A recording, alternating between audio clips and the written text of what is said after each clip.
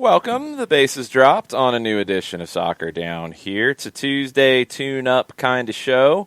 Lots of things to tune up on. You got Champions League, you got Copa Libertadores, you've got MLS Cup playoffs, you've got roster moves all around Major League Soccer. You've got a U.S. men's national team roster to talk about for a game December 9th. We'll get into that at 10 o'clock with Bart Keeler joining us to go through the roster. Who's there, who isn't there, maybe why they aren't there, all of the talking points around that U.S. roster. That'll be at 10 o'clock.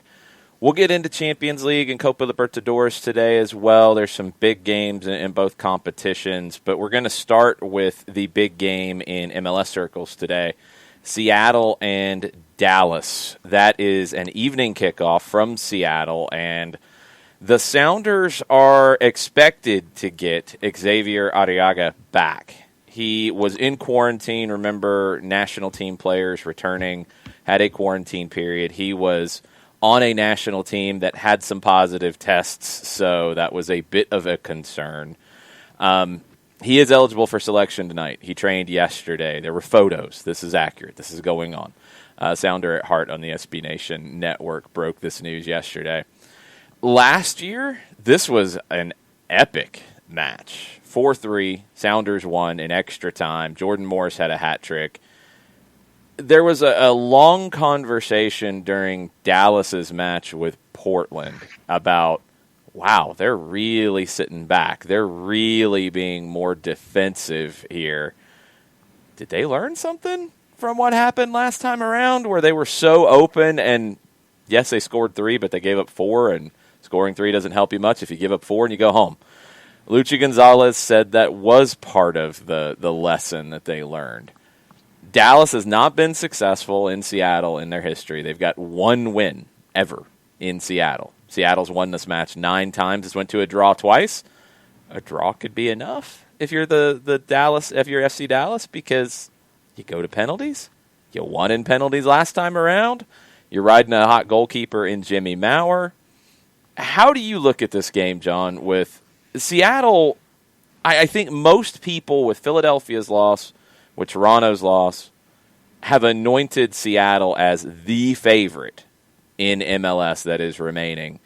I'm not 100% sure, but are they the favorite tonight? Yeah, I think so. And part and parcel of this, I guess, has to go with our pool and our competition where I had Seattle advancing out of the West. So if I switch my pick now, really, A, it doesn't do me any good in the pool, but B, you guys and your whole, we're talking about a real game and a game that matters and pool and fantasy and blah, blah, blah, blah, blah. Who's the favorite tonight in the game? I'm not asking about your player pool. Who's the favorite in this match that if somebody loses, they go home and think about it for the whole offseason? Oh, I think that Seattle's the favorite tonight because of past history. Okay. And I think that right now Seattle they're humming. And that's the only adjective that really I can describe. When you have Ladero, Rui Diaz, and Morris, and they're all out there, and it's flying, and it's fluid, and at times it can be very, very pretty what they're doing offensively.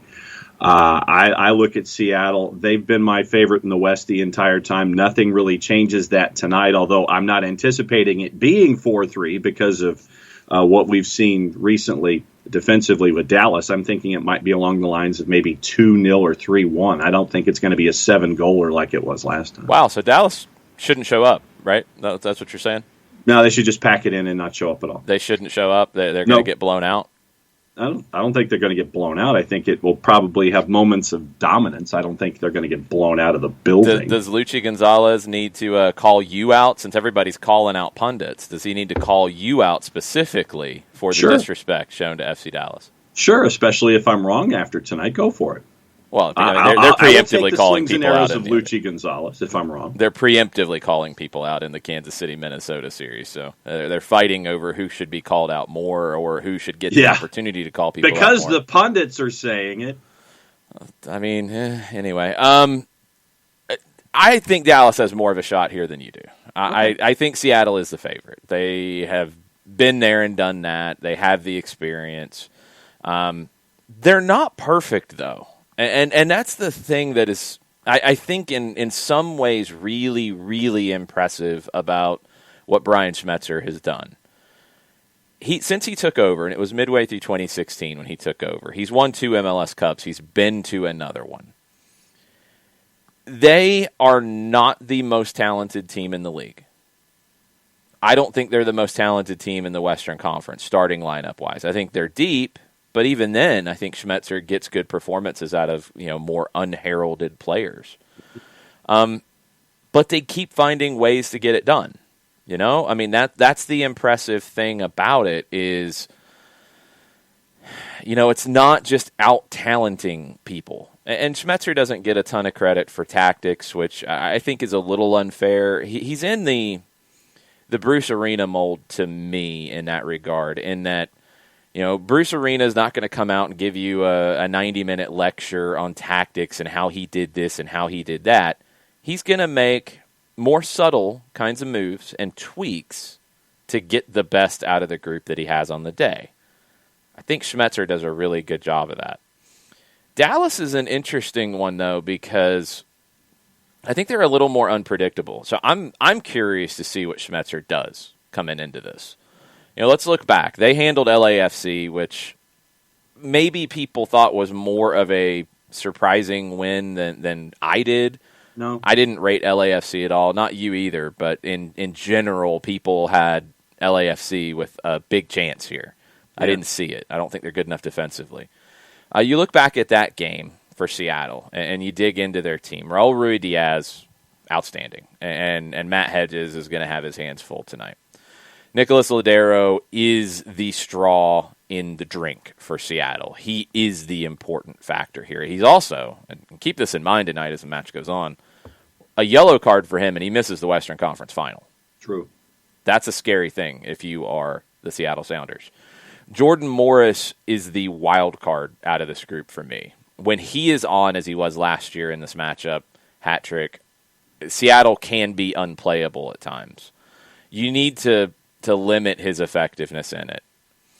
Outside of those three, and look, sometimes a magic trio you can ride that in.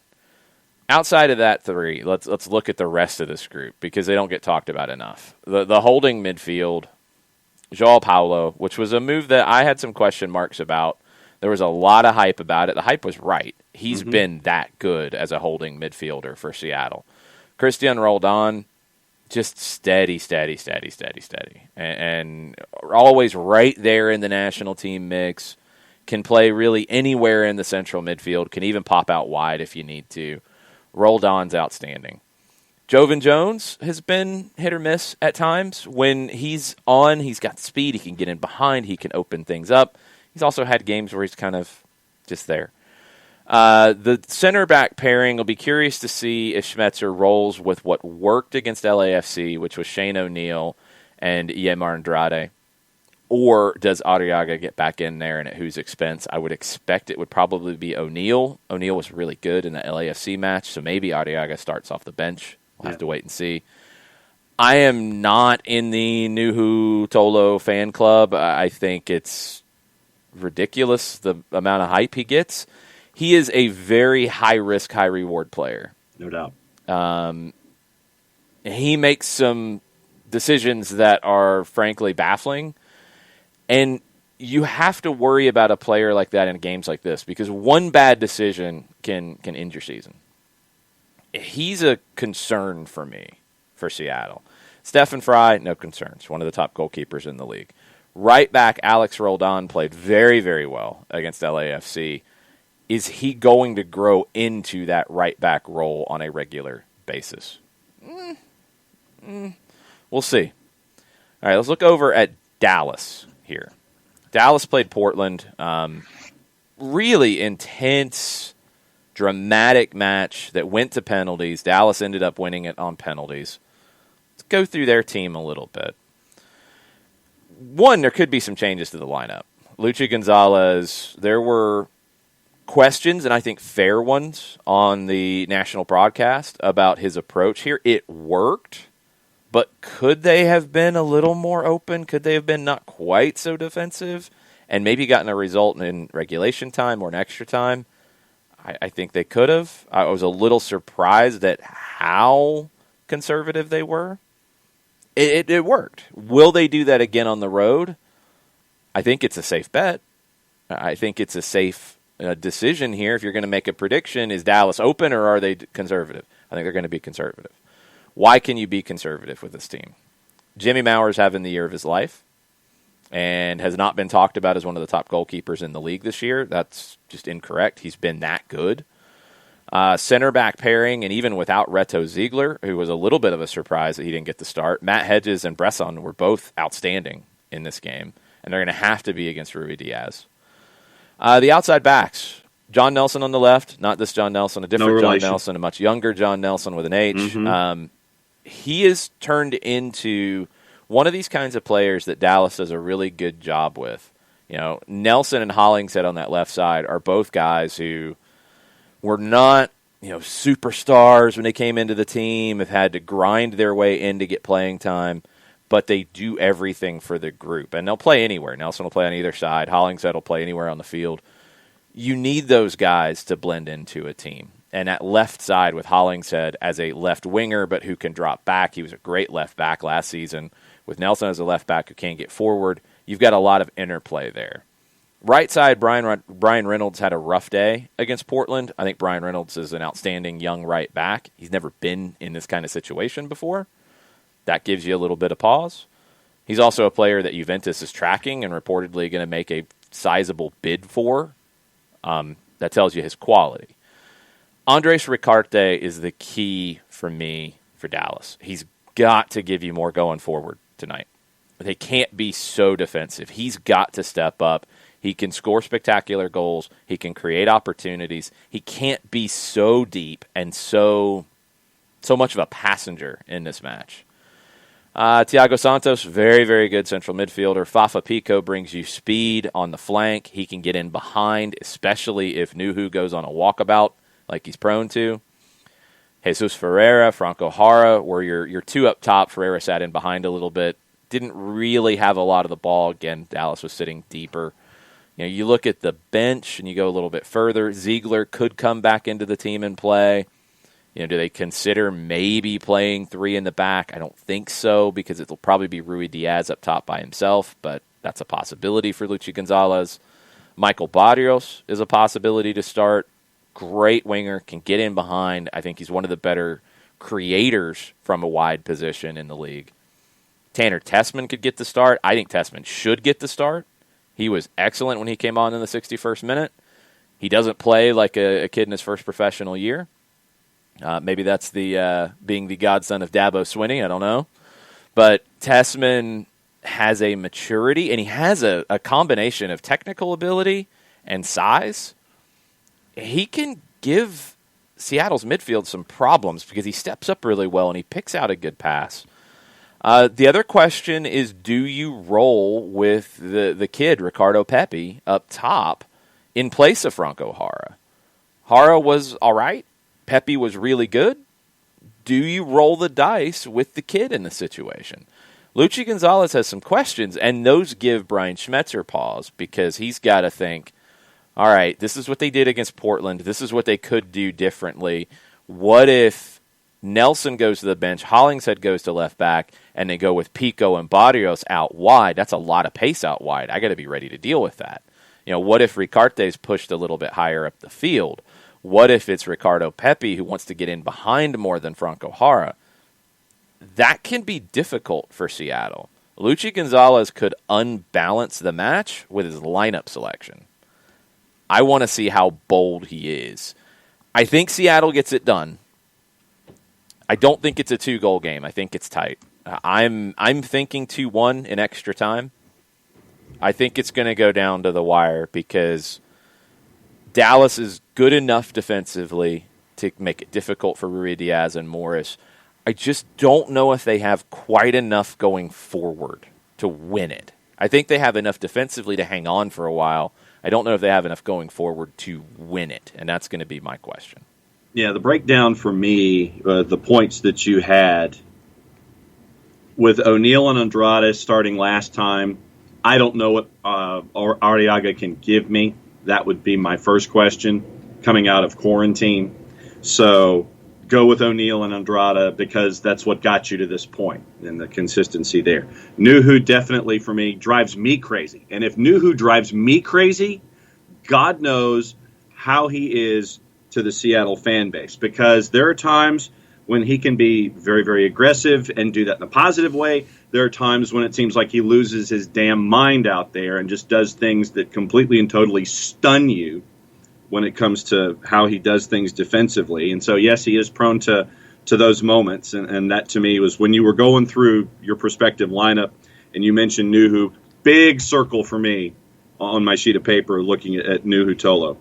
And then countering that with what you saw at the back, postseason, hot goalie. And you've got that right now with Jimmy Maurer, had a fantastic season. Hot goalie right now, that always counts for something for me.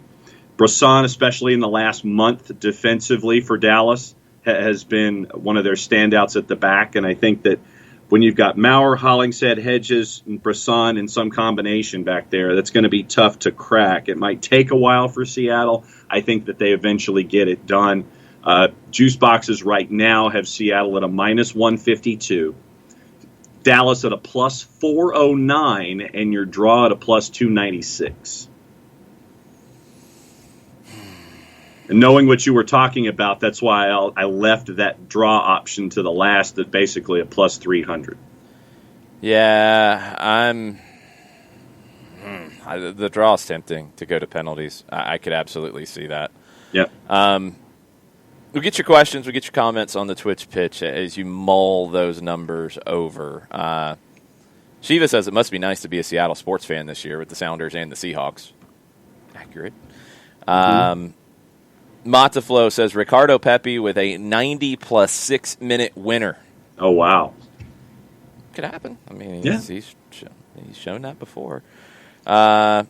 Katie says Portland had too many good chances still. Need to limit those for Seattle because Rui Diaz will finish, and that's accurate. Mm-hmm. You got to be tighter defensively, or you've got to put more emphasis on playing in the other half.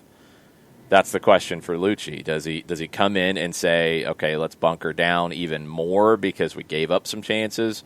Or, you know what, we've got the ability to go and play in their half. We scored 3 goals against them last year.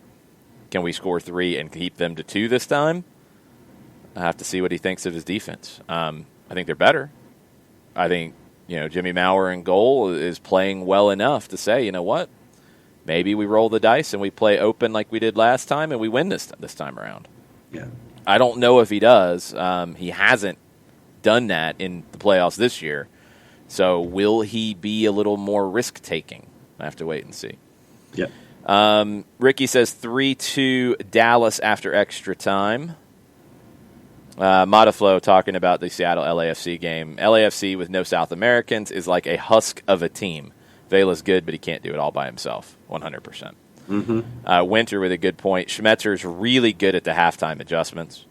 And again, I think they're like subtle. I think the thing about Brian Schmetzer is just, because he's not some tactical savant or doesn't get that credit, it's looked at like, oh, he's just got good players. No, he puts players in the right positions. He creates a structure that works for what he does. It's just not this, like, he's not playing 3-6-1 when it had never been played before, like Steve Sampson. He's picking something that makes sense and is smart and intelligent, and if it needs an adjustment, he makes a simple adjustment, and not simple to diminish it, simple in that it's not overthinking it. It's just the right move. He does a really good job with that. J-Dub with a question or a comment, and this gets to a bigger picture topic.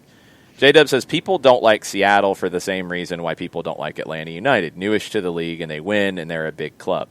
This started from Sam Williamson saying, why do y'all hate Seattle so much? Because there was a lot of hate for Seattle at the beginning of the show on the Twitch pitch. Right. Sam says, they were my team before Atlanta came to MLS, so they're my team out west now. There was the pushback that we've seen, I think, in the last 2 years against Atlanta, and I'm not talking about Atlanta fans, I'm talking about from external. Maybe it was there in 2018 as well at the beginning. That was there with Seattle a few years in because they came in and they were big. And they kind of turned some of the old conventions of MLS on its head. You can't play in an NFL stadium because you can't fill it. Well, they've done a pretty good job of that. Well, they're not supposed to come in and be dominating like this. Well, they've done pretty good. It took them a while. Let's be fair. I mean, Seattle's made the playoffs every year, but they didn't win a title until 2016. Yeah. They started in 2009. They did win a supporter shield in that time, but they always kept getting tripped up in the postseason. Now they've been able to get over that hump.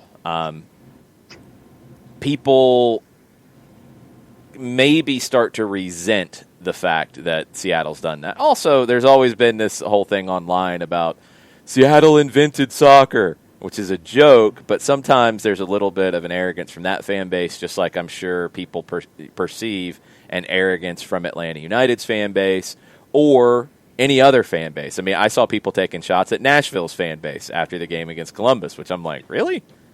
I don't think Nashville's fan base has done anything, but okay. If they're not yours, you're going to take shots at them. That's just how it goes. And when you're winning a lot of games, there's going to be a lot more shots taken. And Seattle has been that team. Atlanta's that team now. LAFC is kind of starting to be that team from a fan perspective, maybe not from a media perspective. We'll see. It's going to be interesting. And, I mean, Ricky's talking big picture here. Says this is the most critical of off seasons for every team in this city. That's crazy. He's right.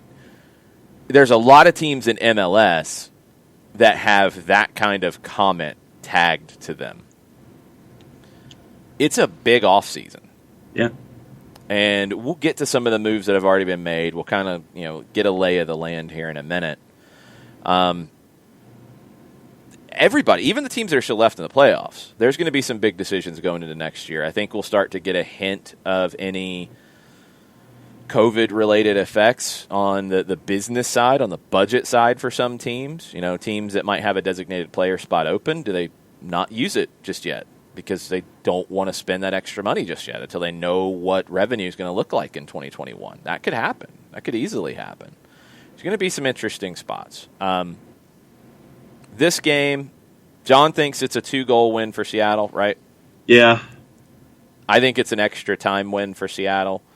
I have a lot of respect for what Luchi Gonzalez and Dallas have done. I love a club that is going to develop young talent and play young talent, not be afraid to play that young talent. They do. Yep. There are some limitations with that at times. I think this is a really tough matchup for them. Hedges and Bresson are very good. I don't know if they're good enough to deal with Raul Ruidiaz. And the matchup that scares me from a Dallas perspective is Jordan Morris on the left up against Brian Reynolds, because that's a really tough matchup for a kid in Brian Reynolds who's got to deal with a player who has been one of the best in the league this year in Jordan Morris. That could be the one that turns it. That could be the matchup that turns the game, in my opinion. I wonder if maybe we see something specifically to deal with that from Luchi Gonzalez, because that feels like the biggest mismatch. How can Dallas hurt Seattle? I think it's Ricarte stepping up further to create some 2v2 situations in that midfield. You want to make Joao Paulo, you want to make Cristian Roldan have to sit deeper and defend. You want to even make Nicolas Ladero have to come back and defend. Out wide against Nuhu, getting in behind. I think out wide on the other side too, getting in behind Alex Roldan if he's the right back. You want to defend well wide, and you want to attack well wide if you're Dallas. My guess is you find a way to get Barrios and Pico in from the start, or you have a strategy to hold until you bring them in to unleash that speed out wide.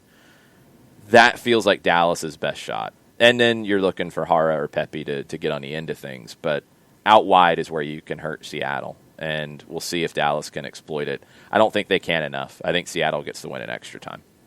Couple of thoughts on Twitter about Seattle and this matchup. Daniel Price says, I think my biggest gripe with Seattle is they come into Atlanta on one of the biggest games on national television after a World Cup final and play bad soccer. Poor from them. Yeah, I agree. I mean, I think that's been overblown a little bit. It was one game, and Seattle wasn't playing well at the time, and they were doing what they had to do to get results. just like we've talked about in the playoffs, people are complaining about entertainment value. Regular season's a little different. It wasn't fun for Atlanta fans. It was just awful and cynical from Seattle, but that was all they had at the time. They were really struggling. I don't think Rui Diaz had joined the first team yet, or he had just barely joined it. So they weren't scoring many goals. They weren't playing well, and but it was one game in 2018. That shouldn't. I don't know. That's not even fair. I think that still being an issue with Seattle is maybe a little much, but if that sparked a dislike for the Sounders, okay. It was frustrating. It was a frustrating game to call, I can tell you that. Then Rich Ransom says he'd rather have a part owner of the Sounders and Russell Wilson run all over the horrible Eagles last night than the Union. Oh, Rich, I'm sorry, man. Your team should have done better, but if it had been over 2 legs, they would have won. And if they hadn't had to sit for 2.5 weeks and then play a team that's in rhythm, I think they would have won too. But that's the MLS playoff format for you. It did Philadelphia in, and I hate it because I think Philadelphia was the best team all season. Mm-hmm. And they got the Supporter Shield to show that, but that's not the big trophy. Talking about off seasons, I'm very curious to see what the Union do in the off season because Brendan Aronson's gone, Mark McKenzie could be gone, Kai Wagner could be gone. That's 3 starters you're trying to replace. You got some internal replacements, but that's a big ask. That's a big ask for some of these young guys to step in and play at that same level. So I'm fascinated by what Philly does in the off season. No doubt. Tafka has posted something on the Twitter timeline. Have you seen it this morning? I have not. His news for today. Okay, Tafka's breaking news? Tafka is breaking news on our show. Well, hold on. If Tafka's breaking news, we got to give him the proper respect.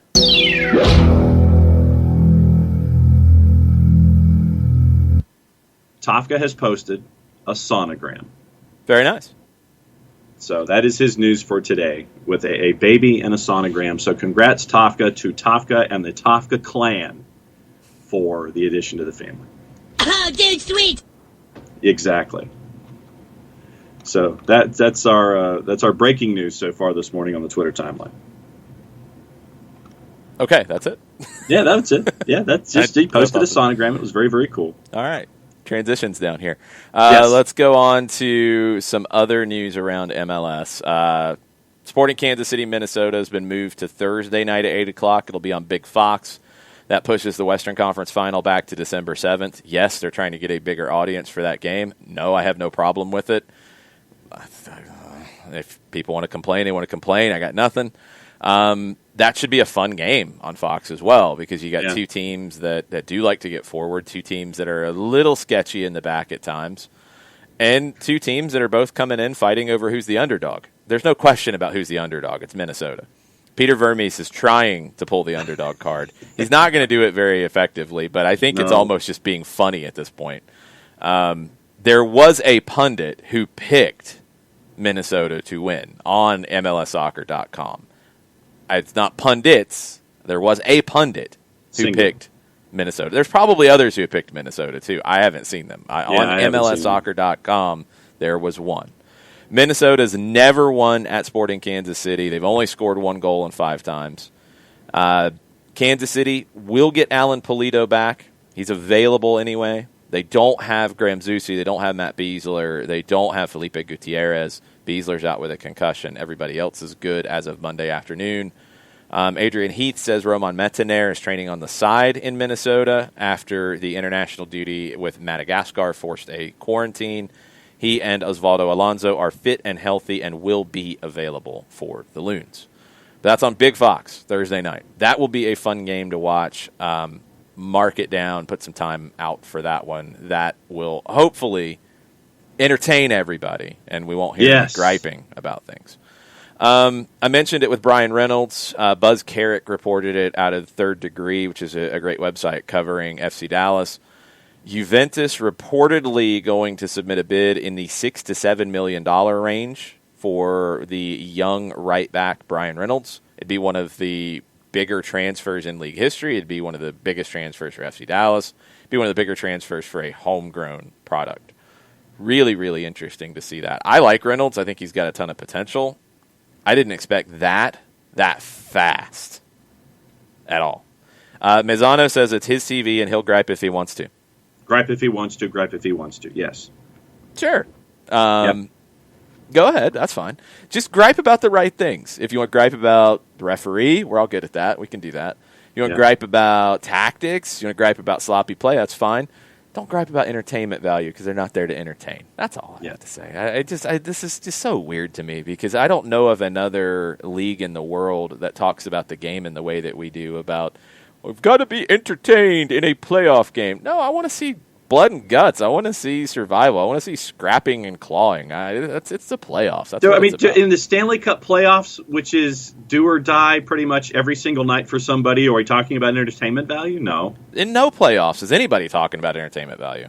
No, we're not. And I don't know why it's gravitated toward this particular argument. Joe Bost wants metrics on entertainment value. And I don't have them. I don't know. Is it chances created? Is it dribbles? Is it shots on goal? Is it tackles? Is it angst? Is it no? It's obviously not that, John, because that's not entertaining to some people. Because if there's not goals, it's not entertaining. True. Yeah. I don't know. Anyway, I'm not going to keep griping about it. San Jose, I will keep griping about it. Yes. I'm lying. San Jose Earthquakes. 2-Day NA is reporting that Monterrey has contacted Matias Almeida and will be hoping to meet with him this week. There were some reports last week about Almeida saying he'll come if they get Alan Pulido from Kansas City and if they get Rodolfo Pizarro. That might be difficult. I think Pulido is possible if they're going to spend the money. Pizarro, they're going to have to spend more than they'd probably want to, but who knows? And I don't know where the relationship is between the two because it didn't end well when he went to Miami, so we'll see. But they were hoping to meet this week, at least on the Monterrey side. Austin is making some news on a lot of different fronts, actually. Mostly rumor, but there could be some other things, too. They've got an expansion draft coming up here in a couple of weeks. Austin is reportedly in contact with Paul Aguilar, 34-year-old right back, Club America, former captain. He hasn't been playing. He played 8 minutes in the quarterfinal loss over 2 legs to Chivas. Cesar Caballero is reporting that Austin and another unnamed MLS team are interested in him. He's a former Mexican international defender, 34 years old, but can he give you something for a year, maybe 2? We'll see. I wonder how that heat in Austin will be in the summer. We'll have to wait and see. Miguel Layun with Monterrey, left back, is in Austin per his Instagram. It was the first trip he's made via plane with the family since the pandemic hit, and they're in Austin, Texas. I'm sure it's just total coincidence. Nothing going on there. No reason to think there might be going on something there. I don't know. Sam Williamson says, when does Atlanta meet with Miguel Herrera? He's employed, and I don't think Club America wants to let him meet with anybody. So, again, that shifted really fast. That's the craziness in Mexico with the seat is hot for Miguel Herrera. Oh, no, wait, he could be the manager of the year in Mexico. It's that fast. Maybe it's changed a little bit now. They got knocked out in the quarterfinals. We'll see. I don't think it's changed to push him out. He says he's not coming to MLS. Unless he's out of a job. Like, he's not leaving Club America to come to MLS. He said that on record to reporters. I think we can leave the Miguel Herrera conversation out of here. Sam Williamson says don't kill his dreams. I'm not trying to kill dreams. I'm just giving you facts. That's all. Yes. Christian Dyer. Dream killer. Yes. Christian Dyer is reporting that Red Bull's goalkeeper coach Preston Burpo is leaving the club and could be headed to Austin FC as they fill out that coaching staff. Rodrigo Rios, who's been with Atlanta United's academy, is going to that staff as well. Atlanta's already said their goodbyes to him. He's been with the U19s pretty much since day one. So Austin's building, and there are things starting to gel. You've got clubs making announcements now about their futures. These are some of the players that could be available to Austin, and waiver drafts and reentry drafts could be available to other teams as well. The expansion draft list we'll get after MLS Cup. We'll run through the teams around the league before we get Bart on the line to talk U.S. men's national team. Montreal made announcements yesterday. Romel Kyoto, 2-year extension. He had 8 goals and 6 assists in 19 matches. Probably his best year in MLS. Showed flashes of this in Houston, but not consistently. He's back with 21 and 22 with an option for 23. Yuka Ryatala, the captain and regular left back, is not coming back. He's out of contract. That has been confirmed that he will not be coming back. They're not extending an offer to him. Now, Montreal's also linked to Canadian left back Zorhan Bassong, be a free transfer from Belgium. He's 21. He's represented Belgium at the youth levels, but he made his Canadian national team debut in January. He's got 2 caps. He hasn't made his senior debut at the club level, though. Spent some time in the youth setups of Lille and Anderlecht. So maybe that's the replacement for Yuka Rayatala. Real Salt Lake made announcements yesterday. Giuseppe Rossi not picked up on an option. They did pick up the options of goalkeeper David Ochoa, who is part of this U.S. men's national team camp, who I think is the future there. Justin Glad, Eric Holt, options picked up. Everton Luiz, Justin Portillo, Michael Chang, Douglas Martinez, Tate Schmidt, all their options were picked up. Alexander Putna, goalkeeper. Midfielders Kyle Beckerman, Luke Mulholland are out of contract. Beckerman, they're saying all the right things about wanting to bring him back another year. Last year it took forever to get it done. I think he's going to be kind of like Wando in that he doesn't want his last year to be what 2020 was. Just a weird season. I think he'll be back in RSL. I think he's got more to give. I think he can play another year, maybe even 2, because it's a lot like Wando, and they talk about how fit he is. You're not worried about him breaking down yet. He is getting older, and you have to worry about it every year, but he hasn't shown any signs of it. So Kyle Beckerman should be back at RSL, but stay tuned on that. They are changing over their coaching staff, though. They're keeping Freddie Juarez, according to Christian Dyer, but they have let a couple of assistant coaches go, and that's been confirmed. So we'll see a new staff with Freddie Juarez, and I'm wondering if that's the kind of, okay, this is your last chance, you got to get it right. Yeah. Which is a little unfair because, we don't even know who's going to own that team next year. So is he going to have the pieces to get it right next year? I don't know. We'll see if the additional or the new assistant coaches change that. DC United made their announcements, picked up options on Joseph Mora, Junior Moreno, Jordi Reyna, Ulises Segura, declined options, but they're negotiating with 3 people they declined options on. Felipe Martins, the central midfielder, forward Gelman Rivas, and third-string goalkeeper Earl Edwards Jr. They are not negotiating with defender O'Neal Fisher. Right back can play on the left side a little bit too. Jamaican international. Mohamed Abu, which was on loan with an option to buy. They're not picking up the option, so he's not going to be available in the same sense. And defender Axel Schuberg. 2016 MLS Best 11 has really struggled for playing time since then, to be honest. DC United is talking to Chris Adui-Hashem and Chris Seitz, who are out of contract at the end of the year. Fisher and Schuberg go into the reentry draft. DC's got 19 players under contract for 21.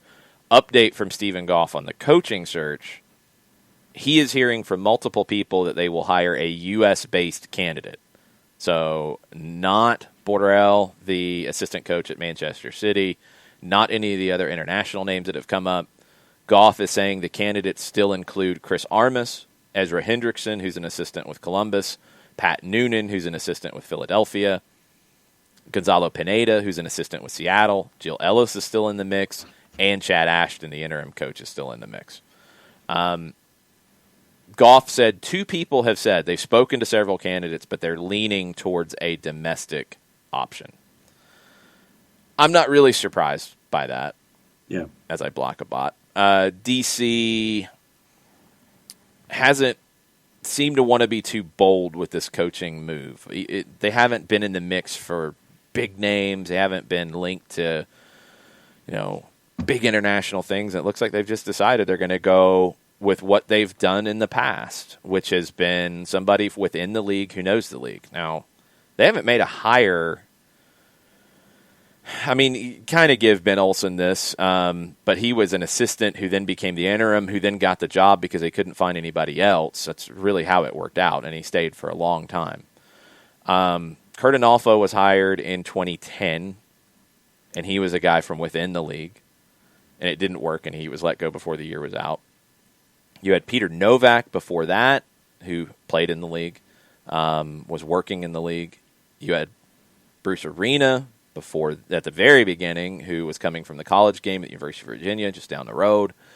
You had Thomas Rongen, who was working in the league. You had Ray Hudson, who was working in the league. Like, it's always been internal from day one, pretty much. Even, I mean, Bruce Arena was external because you didn't have a league, but he was an hour away in Charlottesville. So this is not really a surprise. Do they have the guts to hire Armas, being from their rivals in the Red Bulls? He's the one who has the most experience out of the people on the list. Yeah. Or do they go with an assistant that they feel is ready for a first-team job? Hendrickson feels like the one that maybe has the most experience and has the broadest CV for that opportunity. I think it'll be Hendrickson. That's the feel that I get from it. Yeah, I mean, looking at the history and looking at how it was stacking up for me, I was in the same vein that you are, that they were going to go for that number 2 that was ready to take that jump. And as much as Hendrickson's name has been mentioned in a lot of these paragraphs ever since the coaching search has started, that was where I was leaning as a number 2 that was ready to take over as a head coach as well. I would like to see them hire Chris Armas, but I don't think they will. Anyway, we'll see what happens. Houston, Glenn Davis reporting, and this has also been reported from the club that has his contract previously, Ariel Lassiter, who was formerly with the LA Galaxy, who is Roy Lassiter's son, who went to Alajuelense in Costa Rica after the Galaxy let him go. He joined Houston on loan with an option to buy. They're going to take that option, and they're going to purchase his contract. He'll be joining Houston, I think, on a 2-year deal. Alajuelense has reported that out of Costa Rica, so that is going to happen. Chicago, they announced that they declined the 2021 option on Brant Bronico. I would like to see Bronico end up somewhere in the league. He's been a central midfielder. I think he could be a right back, maybe, and be a regular in the league. He'll find a home, I believe. He's 25. He'll go through the re-entry draft. Chicago has 29 players under contract for next season, so they pretty much are what they are. They've dropped Bronico. They got one spot. I believe it would be a senior spot. I'll have to do the math on that. They could move people on and make other moves, but they don't have a lot of open spots. They pretty much are what they are. The Red Bulls made their decisions public. They declined options on Patrick Segrist, who was a rookie and struggled. Really poor couple of games early on, and we didn't really see him much after that. Chris Lema, who has struggled to break through at the next level, really talented player. I like him from a technical perspective. He just has not been able to get it done past USL Championship. He's played a good bit for Red Bulls too. Ben Mines, who is very talented but also very injury-prone. Mark Shatkovsky, who has had some injury issues as well. I don't think he's a fit for the Red Bulls system, but could be a fit elsewhere. They also declined an option to purchase forward Samuel Tete. Kendall McIntosh, reserve goalkeeper, out of contract. They exercised the options on Kyle Duncan, Sean Nealis, Sean Davis, Kaku, Jared Stroud, Daniel Royer, Florian Velo, and Tom Barlow. They got 22 people under contract for 2021. Toronto was maybe the biggest surprise. They did not exercise the option on designated player Pablo Piati. He will be eligible for the re-entry draft. The way the re-entry draft will go, and I'm sure that one turned a lot of heads, like, somebody's going to go get Piati. If you pick him in the first stage of the re-entry draft, you're picking up his option, and you would assume that it's at designated player levels. We don't really see a lot of guys get picked up in this situation, because if you wait and pick them up in stage 2, thinking that everybody else will wait too, you can then renegotiate. If you go stage 1, you're picking up the option, as is. You go stage 2, you can renegotiate. I don't know if he's a designated player in this league. Is he a TAM, high salary guy, but not a DP? Yes. I think he's very talented. Designated player level numbers, maybe for a team that doesn't spend a lot on designated players. But Toronto's looking for more here. So I'll be very curious to see what they do. They did pick up the options on reserve goalkeeper Kevin Silva, reserve defender Julian Dunn, Nick De Leon, Tsubasa Endo, Liam Frazier, Efoniachi Achara, who had some injury issues, and Ayo Akinola. Out of contract, Laurent Simon, Justin Morrow, Eric Zavaleta. Zavaleta is a good reserve center back in this league, in my opinion. Morrow and Simon are in their 30s. Simon's further down that line than Morrow. Morrow's had a lot of injuries. It's going to be tough. He's going to have to show improve somewhere. I don't know if Simon will have a contract in MLS next year. Zavaleta is a guy, if you're looking for a reserve center back and maybe a spot starter, I think he can find a home. I think he's good enough to do that. They're not picking up the loan for Tony Gallagher either. He will go back and not be sticking around with Toronto. They got 21 players under contract. What do you think about Piati? Well, I was going to ask you about Piati because Chris Ashley beat me to it. And Chris Ashley says, hashtag, we need more Argentines. Who do we need to trade and what do we need to do to get Piati to Atlanta? And you went through stage 1 and stage 2. But Chris Ashley, when he saw those moves initially, that was where his eyes were drawn. Okay. I don't know where he'd play. Yeah, that's my first thought is I'm used to seeing him on the right, and that's kind of occupied. Yeah, he's not going to push Jurgen Damm to the bench. If you want to throw him over to the other side, he's not going to push Ezequiel Barco to the bench. I know there are people who would say then get rid of Barco and pick up Piati. No, I think Barco is a better player than Pablo Piati. Not Nacho Piati. It's Pablo Piati, who has been good. I mean, let's look at it. He had a good rating this year, over 7 from SofaScore. Rough on the numbers. He scored 4 goals in 19 matches. He had 2 assists. He created 4 big chances. He created about 1.7 chances per game played. Pretty good on the dribble, 1.6. He didn't win his duels, but he wasn't really in a position to be winning those. That wasn't why you had him there. He did earn free kicks. He was good, not great. And he's not a designated. That's not designated player level production. Right. Could he be at the level of designated player production? Yes, I think he has the ability to. He hasn't shown it as of yet, and he is 31. So I think he is a TAM level guy, and if you make the decision, and if he wants to do it, to say, well, we would like an impact player off the bench. We're not paying you DP money. We don't have a DP slot for you. We will pay you good money to be an impact player, spot starter off the bench. Will you take it?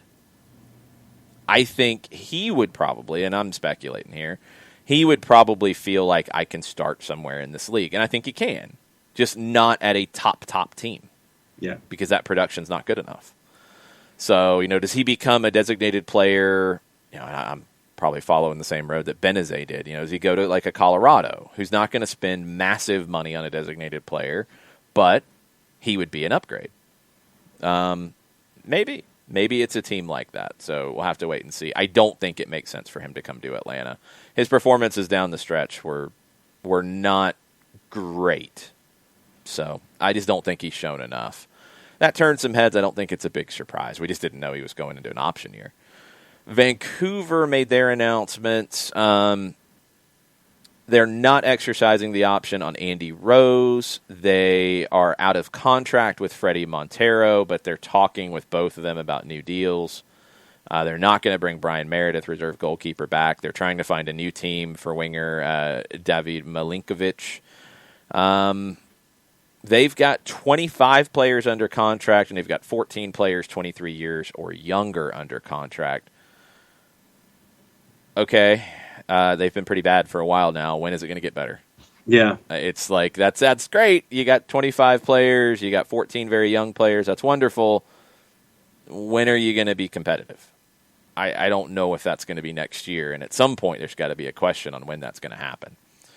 The LA Galaxy made their announcements late in the day, and no major surprises here. Christian Pavon's loan ends at the end of the year. They are talking with Boca Juniors about him.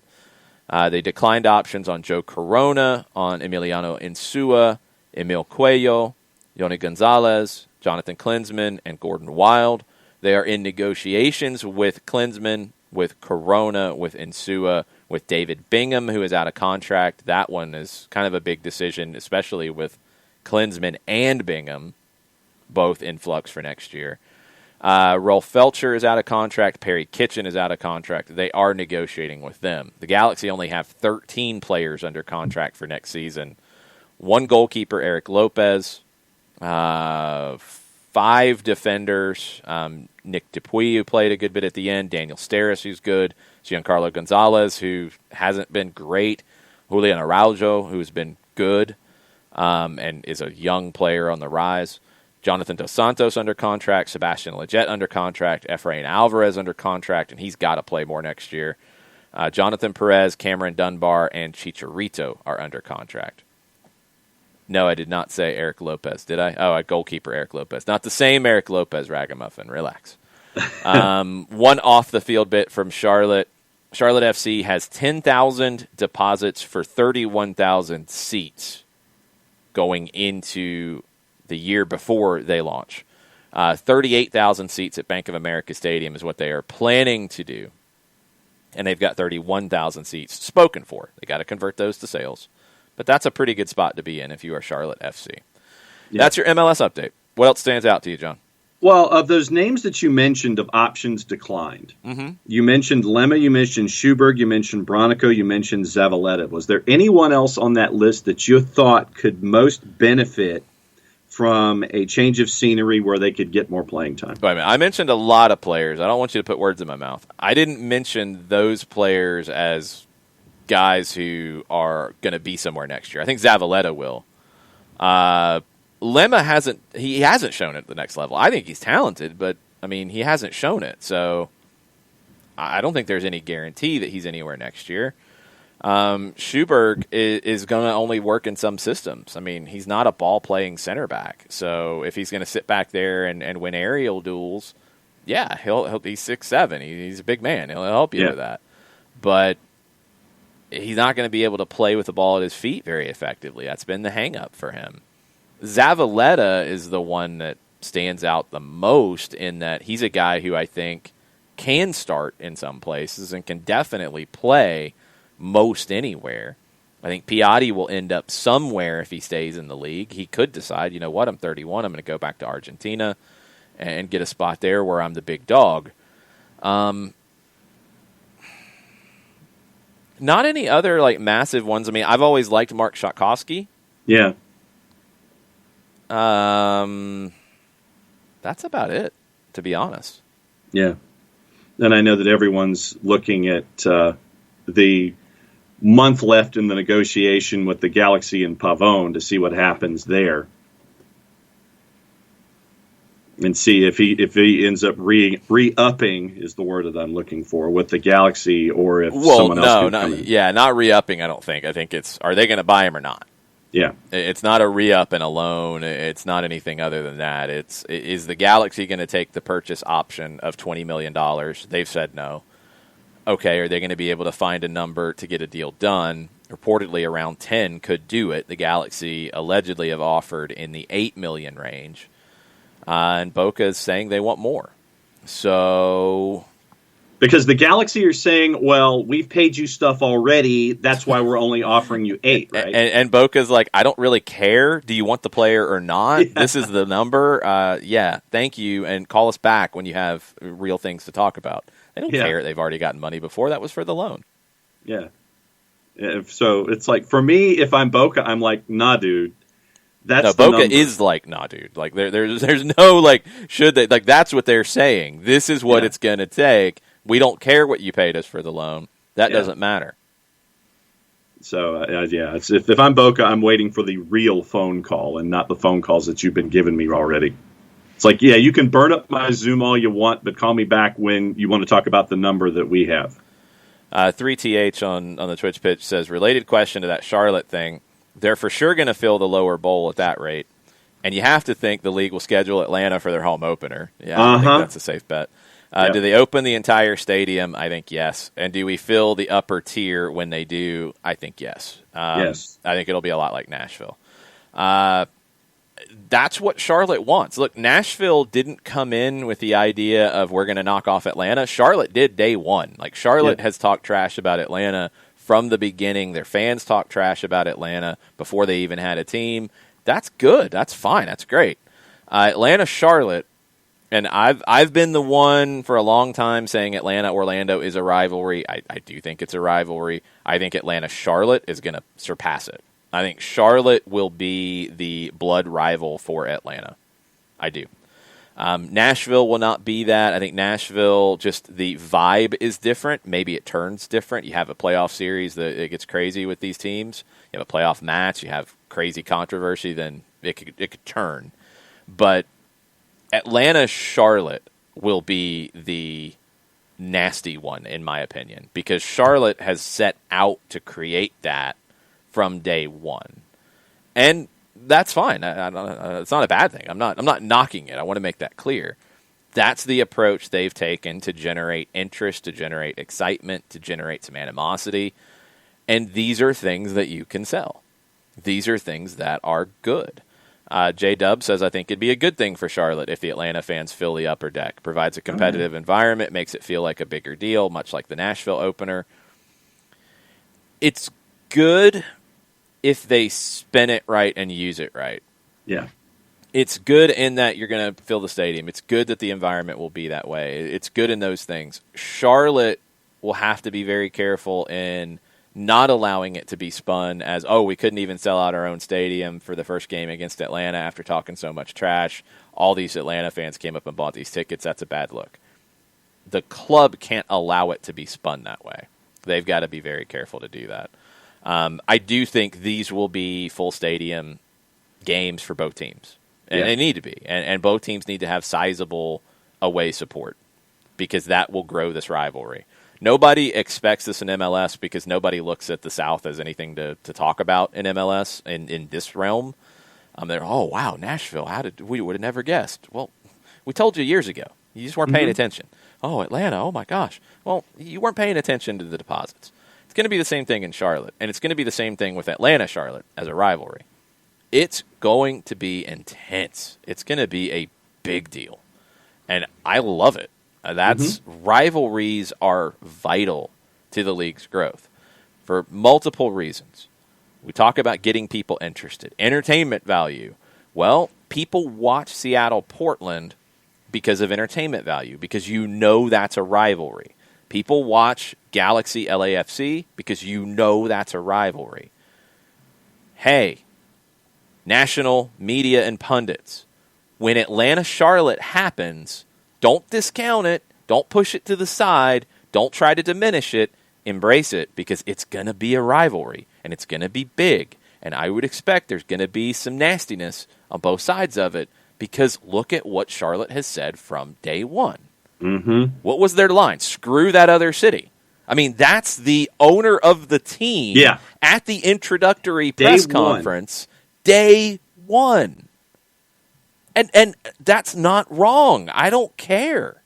You build your team however you want to build your team. If Charlotte wants to look at Atlanta that way, that's good because it creates interest. So then everybody's got to get on board. Seattle-Portland's so great. The LA Derby's so great. Atlanta-Charlotte can be great. And I think it will be because I think you're going to see a lot of people traveling back and forth for these games, and it'll be intense. I'm looking forward to it. We can go into that a little bit later. We'll get into some more things. Before we get Bart Keeler on to talk U.S. men's national team, John, tell us about Steve Apolinsky. I could do that. Apolinsky & Associates, LLC, proud supporters of everything soccer down here in the SDH network. Wrongful death and serious injury attorneys.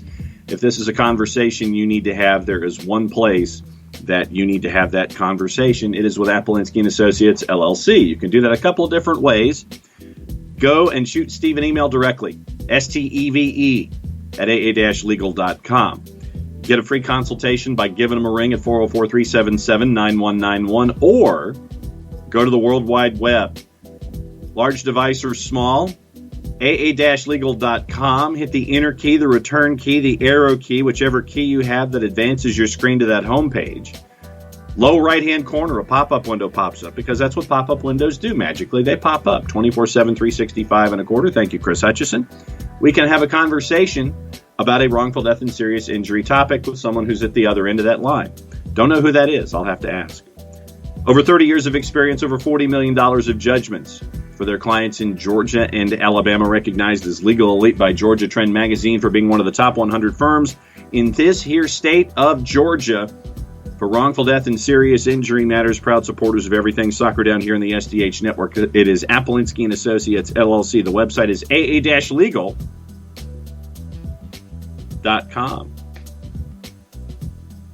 Nicely done. I was looking for that bass riff, and that's Mateo's on the job getting Bart on the line.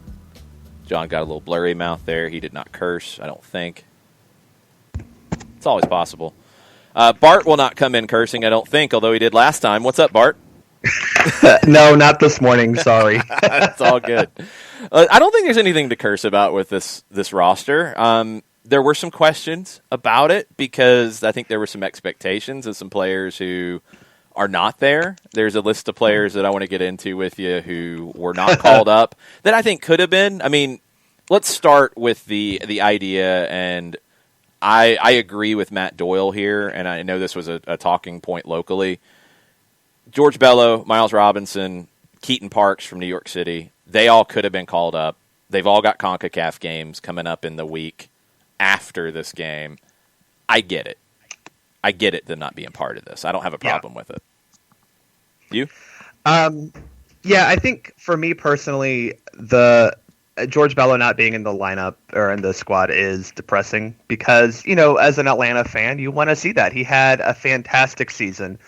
He has clearly cemented his spot as the starting left back here for the Five Stripes, and to not see that kind of rewarded with an appearance for the national team is a little sad, but at the same time... Hold on a second, Bart. We got a little bit of big-time breaking news in MLS. Let's grab this. This was thought could happen, but all the comments were that it wouldn't. Greg Vanney is no longer the manager in Toronto. He is stepping down. He was out of contract at the end of the year. He said that things were going well in negotiating for a new deal. He is stepping down as the head coach and technical director. He's been everything there for a while. He ain't coming back. The balance of power in MLS could get very, very interesting. We'll follow up with more because I'm sure there'll be plenty from Toronto out of this, but that's massive news in MLS circles. And now you have Toronto in the market for a coach, and you have Greg Vanney looking for a gig. Very, very interesting stuff. Sorry, Bart. No, that's yeah, good morning. That's an incredibly interesting. I mean, y'all were just talking about DC United's potential head coach. I think he jumps to the top of the list now. He could. LA Galaxy played there. Yeah, LA. I mean, heck, to be quite honest, Atlanta would be remiss to not look at him. I'd have no problem with that conversation. You know, he's probably the best MLS coach on the market now. But yeah, it's. I mean, speaking of Greg Vanney, he put a guy here that I think we were excited to see, Io Akinola, and I think that's the story more. So again, you talk about George Bello not getting that reward. Well, his reward is playing CONCACAF Champions League. I think that's probably that's obviously the reason. That's a big deal. I think it would have been a bigger deal for him to play for the men's national team for this December game, but there's also no guarantee he would have played. Or how long he would have played. But Bello not being in there is a little disappointing, but you look at the other names that have been rewarded for a great MLS season, and you have to be excited about that. I mean, I know we don't like to talk about that team in purple, but Daryl Dike and Chris Mueller absolutely fall into that category of Chris Mueller had a fantastic season this year, and so did Daryl Dike, but they both get that reward of being called up to the national team. I think one of them has a better chance of weaseling into, a full strength squad, but it'll be interesting to see how these two perform in the red, white, and blue. Well, and Bart, at the same time, this roster gives us the chance to look at a lot of younger guys that were on teams that didn't have good seasons in MLS. You know, you've got a Frankie Amaya from Cincinnati who's on there. You've got Araujo and Efrain Alvarez from the LA Galaxy that are on here. Obviously, there's a lot of youth on display, but at the same time, I think that what this does is it gives the U.S. soccer fan a chance to sit there and see what MLS has been able to do with younger guys, giving them chances and hopefully giving them greater chances down the line. But a lot of guys that we didn't get to focus on during the MLS season past. Yeah, I know Jason probably gave out a little fist pump when he saw Frankie Amaya's name. I in the squad. absolutely I know you're did. a big fan of Frankie Amaya. Yep.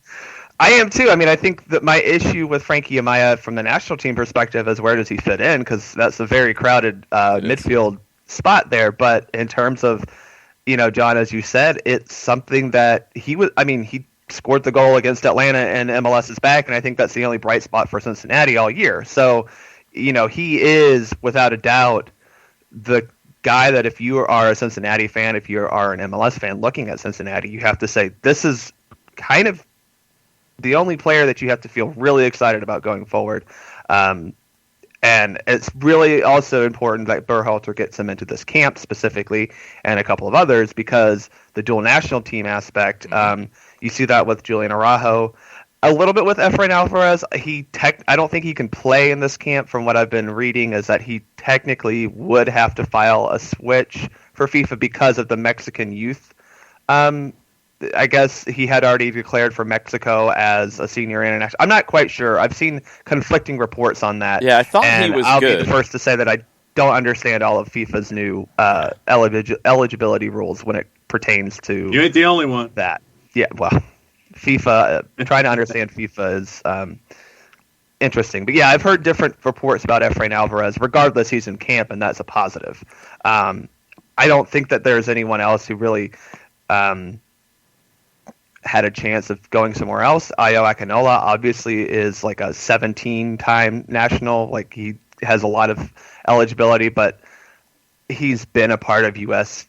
youth teams before, so I don't think that's that surprising that he is here in camp and will probably continue to be in the U.S. discussion going forward. But those are the players, Amaya, Alvarez, Araujo, and Akinola. Those are important ones to bring in for this camp specifically to reward them for good seasons and also get them into the U.S. program. The three names that I gave fist pumps to when this lineup came out, Amaya was one, Mauricio Pineda was another one, and Kyle Duncan was another one. Three guys who I think all had very, very good years in this league and deserve this opportunity probably for the Olympic team. And this team is very young. 15 of the 22 are Olympic eligible. You know, we talked about it before, Bart, where we kind of thought maybe this camp was a way to look at guys who would be available who were not in the MLS playoffs, and maybe the January camp would be the Olympic camp, in air quotes. Feels like this one is a big look at the Olympic camp and even a few who are U20 eligible. Yeah, there's several that are U20 eligible. I think there's 10 on this roster, if my math serves me correctly. Oof. And that is, I will say that I do have, this is me being a little bit negative, but I'm a little put off by the fact that they have this camp in December right after the MLS season. I will just go ahead and say that. I think it's a little bit greedy by U.S. Soccer to do ideal. That. But to your point, these are the types of players you call in. And it makes a lot of sense to call in younger players who obviously aren't in MLS playoffs. So they're not getting looked at, they're not being scouted in terms of that for MLS playoffs. Now you get to bring them in and take a look at them here. I'm with you on Kyle Duncan. I think that for Red Bulls, he was great this year. And, I don't think right back is necessarily a position of need for the United States. But when you talk about Olympics and going forward, he is Olympic eligible. He's a 97. So he should be able to help with that because I don't know, Reggie Cannon, Serginho Dest, are they going to the Olympics? Probably not. I don't think Barcelona or Boa Vista are releasing them next summer because, Reggie Cannon, I think, has played like every minute since he started going to Boa Vista. So he's not getting released, and Dest is unlikely to get released as well. So getting Duncan into this camp is very important for his development. I am I'm hopeful that he gets to play. My only concern with this as a whole is how minutes are divided, and so Duncan is one I want to see get a good chunk of minutes. I want to see Araujo as well, but I really want to see Duncan play a good chunk of minutes against El Salvador next week. Well, and one of the other things, Bart, that I'm looking at, and this is another consecutive camp where you're seeing Greg Berhalter chasing after guys who can make a decision one way or the other when it comes to what national team they want to represent. It's not something that we've seen in the past, but now we're seeing the U.S. men's national team sit there and say, okay, well, we're going to bring you into camp because we value you, and we know that you can make a decision one way or the other, but we value you, and we want to show you what you can mean to the men's national team, though. Yeah, that is something that I think if you were to look and ask a U.S. fan from 2018 to 2019 how they felt about Greg Berhalter's ability to call in promising talent that has a decision to make on their eligibility, you would have probably had some very negative responses. And, we were under this impression that only a guy like, Jurgen Klinsmann can convince someone to come play for the national team. But, Greg Berhalter has done a great job of, recruiting, or Davos Swinney, whichever way you want to go with it. But, he's done a great job of convincing players to at least give it a try. I think Yunus Musa and Serginho Dest are great examples of just get them into the camp and see how it goes. Yeah. Get them around the core group of players. And yeah, the core group here in MLS is a little different than that overseas. But this is a very talented young group of players who mostly play in MLS. Only one not from MLS in this roster. So these are MLS players. Hopefully they get excited about playing with fellow, MLS players who are pretty talented and promising. Let's get into some players who didn't get the call real quick. I think with Jeremy Abobasi, there's an injury issue, and that was one that a lot of people had. Yeah. I don't think that's any kind of controversy. I think he's just back from a concussion. No need to risk anything with him. Another Portland player that I think is injury related, but I would have liked to have seen is Eric Williamson. He's one who's really stepped up, but he's in that crowded position that you talked about with Amaya. Another guy in that crowded position who has been there and not getting the call, which maybe sets off an alarm bell, is Jackson Ewell. Yeah, that was Ewell was the name that wasn't on this list that I was surprised the most about because, whether we like it or not, he's been a pretty well-liked call-up by Berhalter. And he's performed fairly decently in any appearance he's had for the men's national team. There's only one defensive midfielder on this roster, and it's Kellen Acosta. If you would have told me that Kellen Acosta is getting the lone, a call-up in 2020 after his kind of bad showing or lack of showing in previous camps, that is surprising to me. I am very surprised that Jackson Ewell was not on this roster.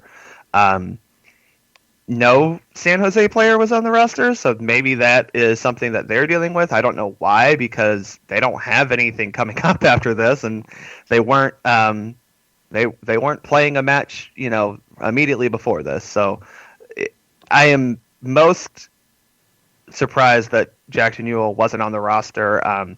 Let's also caveat this with the fact that in the release, it was stated that Berhalter could add more people. So we could have 25, 27 players added, depending on who goes home tonight and tomorrow night. Yeah. But Jackson Ewell is the one that I am definitely scratching my head about why he wasn't called in. And I don't know if it was that he wasn't called in. Maybe a better question is why wasn't he released, or why didn't he agree to go?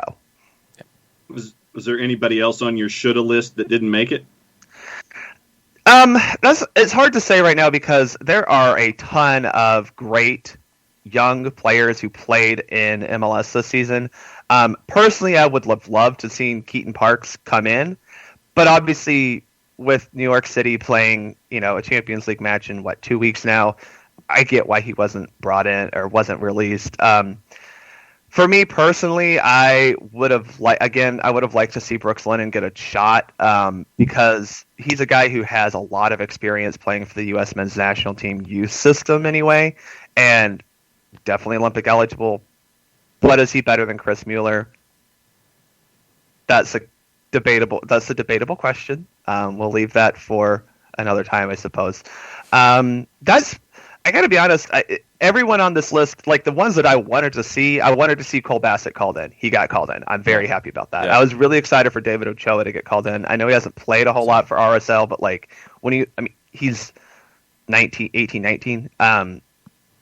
As a goalkeeper, if you were to be starting at that age, that would be incredibly rare. He has another 5 years before we're looking at him being a legitimate starter for any club team. Man, I would have broken the glass on him. I really liked him at Real Monarch. I agree with you.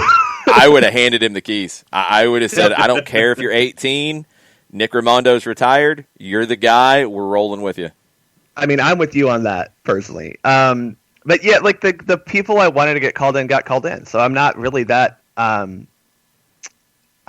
disappointed with anything. You know, it would have been nice to see some of the Atlanta players get called up, but it just doesn't make sense. And the other ones were, you know, FC Dallas players. Well, obviously they're, you know, playing kind of busy. Could be playoffs, a few, but there could be a few Dallas guys. I guess there's a couple Minnesota guys that could factor in as well if they get knocked out. Kansas City could have a couple, but Dallas feels like there could be 3, 4, 5. If you want to go all the way in. Yeah. 4 that I can think of off the top of my head that I would be like, yeah, they have to be called in. And several of them were, or a couple of them were in the January, February camp from this year. So it would make total sense to call in. And Pepe is the one now that like everyone's got, you know, shot up with because he got the goal against Portland. So he would be one that, you know, I don't know if you bring him in because you have DK and Akinola, but why not? I mean, if he's training. That's not the end of the world. You know, there's a certain right back at Dallas that is getting a lot of attention right now, apparently from, you know, a club in Italy. So Dallas has a lot of good players. If they lose tonight, I think that you're looking at, 4 additional players to this roster. No, it's, you know, when you look at all of that, is there now? Then let me ask you this: with everybody who's in, you've mentioned, and we've gone through a lot of the guys that you were really glad to see show up. Let me add Walker Zimmerman's name to the list as someone who gives you that veteran presence, and just to see him finally get back into the mix and get some reps after the season he had. I'm glad to see Walker Zimmerman be a part of this mix as well, to be one of those guys, because short of Aaron Long, I mean, he's the guy at the back who's got the second most call-ups for the national team, to have that presence there too. I'm glad that Walker Zimmerman's getting some run too. Yeah, Zimmerman has obviously had a great season, Defensive Player of the Year. I think the issue for me with Zimmerman is that Aaron Long is the preferred starting right center back for. I mean, we're talking the entire pool. I think he's the preferred starting right center back for Greg Berhalter. Right. He's worn Long has worn the captain armband several times. He's probably the captain of this group. So I'm not sure where Zimmerman will be able to find playing time unless they split with Aaron Long. Because I think, honestly, if you ask me, Mark McKenzie is your starting left center back. Mark McKenzie is okay. I thought that was going to be my question. Well, okay, you can have Pineda there. That's fine. No, not yet. Not yet. I wouldn't put Pineda there yet. I would actually play Zimmerman with Brooks long term. Like, that's my pairing at the top level. Yep. I mean, I don't disagree with you. I think Zimmerman. If you look at what Greg Berhalter wants from a center back, he does want a center back who's a little bit more comfortable on the ball. I think Zimmerman is definitely a better passer than Long. I mean, we saw Zimmerman take the ball up against. I was going to say we saw Gary Smith basically let Walker Zimmerman just go wander up and become engaged in the offense.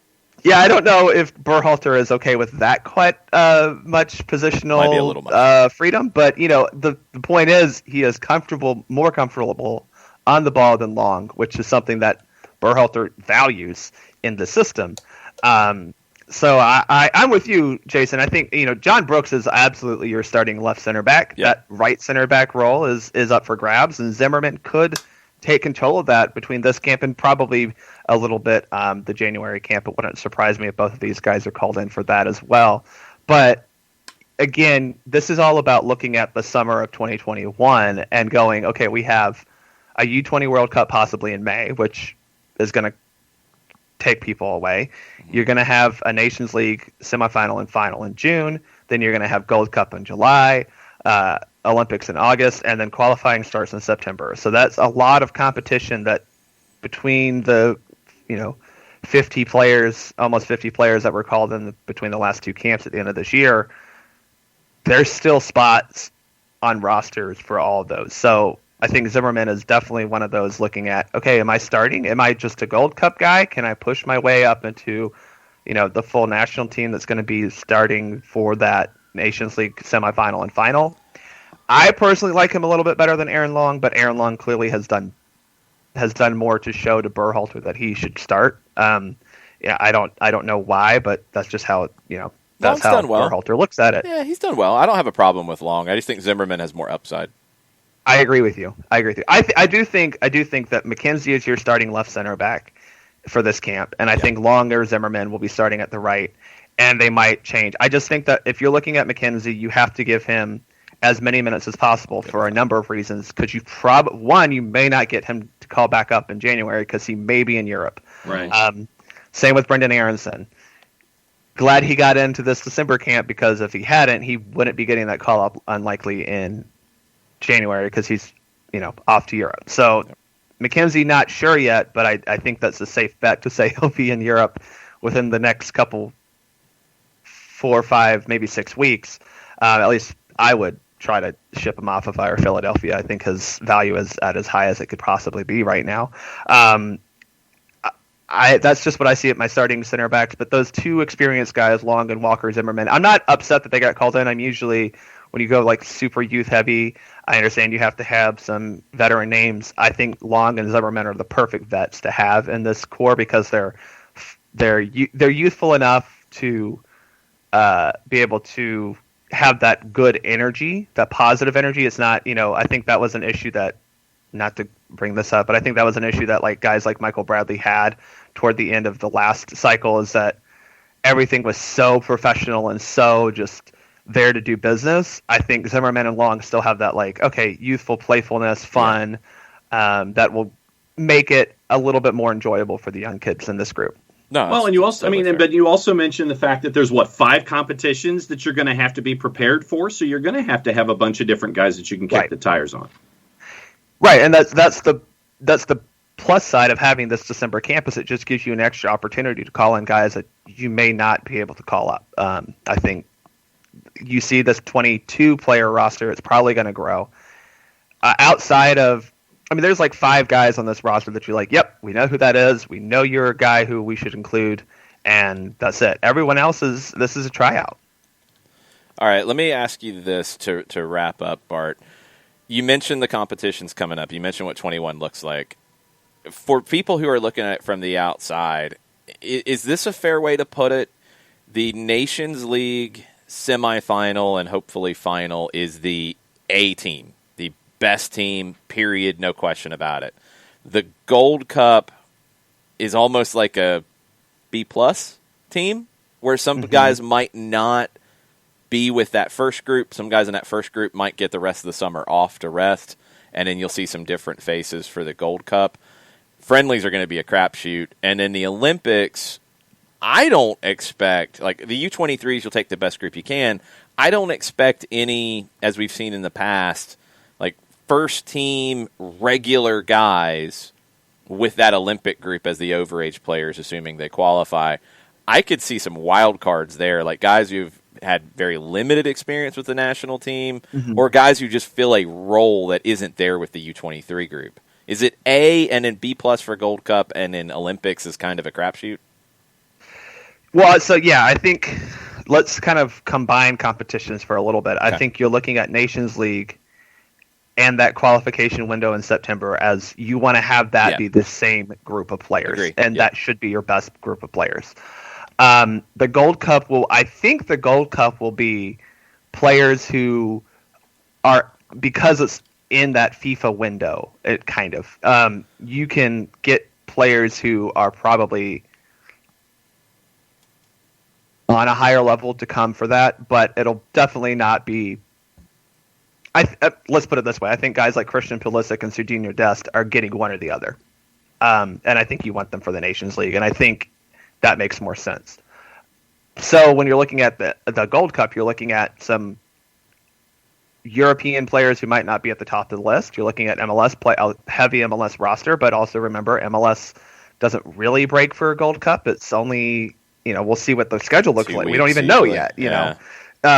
So that'll be a wrinkle. And then, to your point, I think that the blessing and the curse of having such great young talent is that great young talent is at this point for the U.S. national team playing for their club.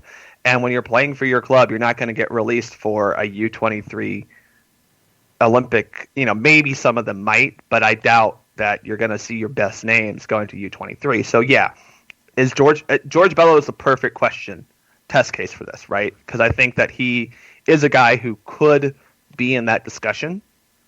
Would Atlanta United release him? That's the question. Yeah. And think also you're going to have a March, hopefully, qualification for the Olympics. We still haven't qualified for the Olympics, so we do need to have that conversation. We haven't done that in a few cycles. Yeah.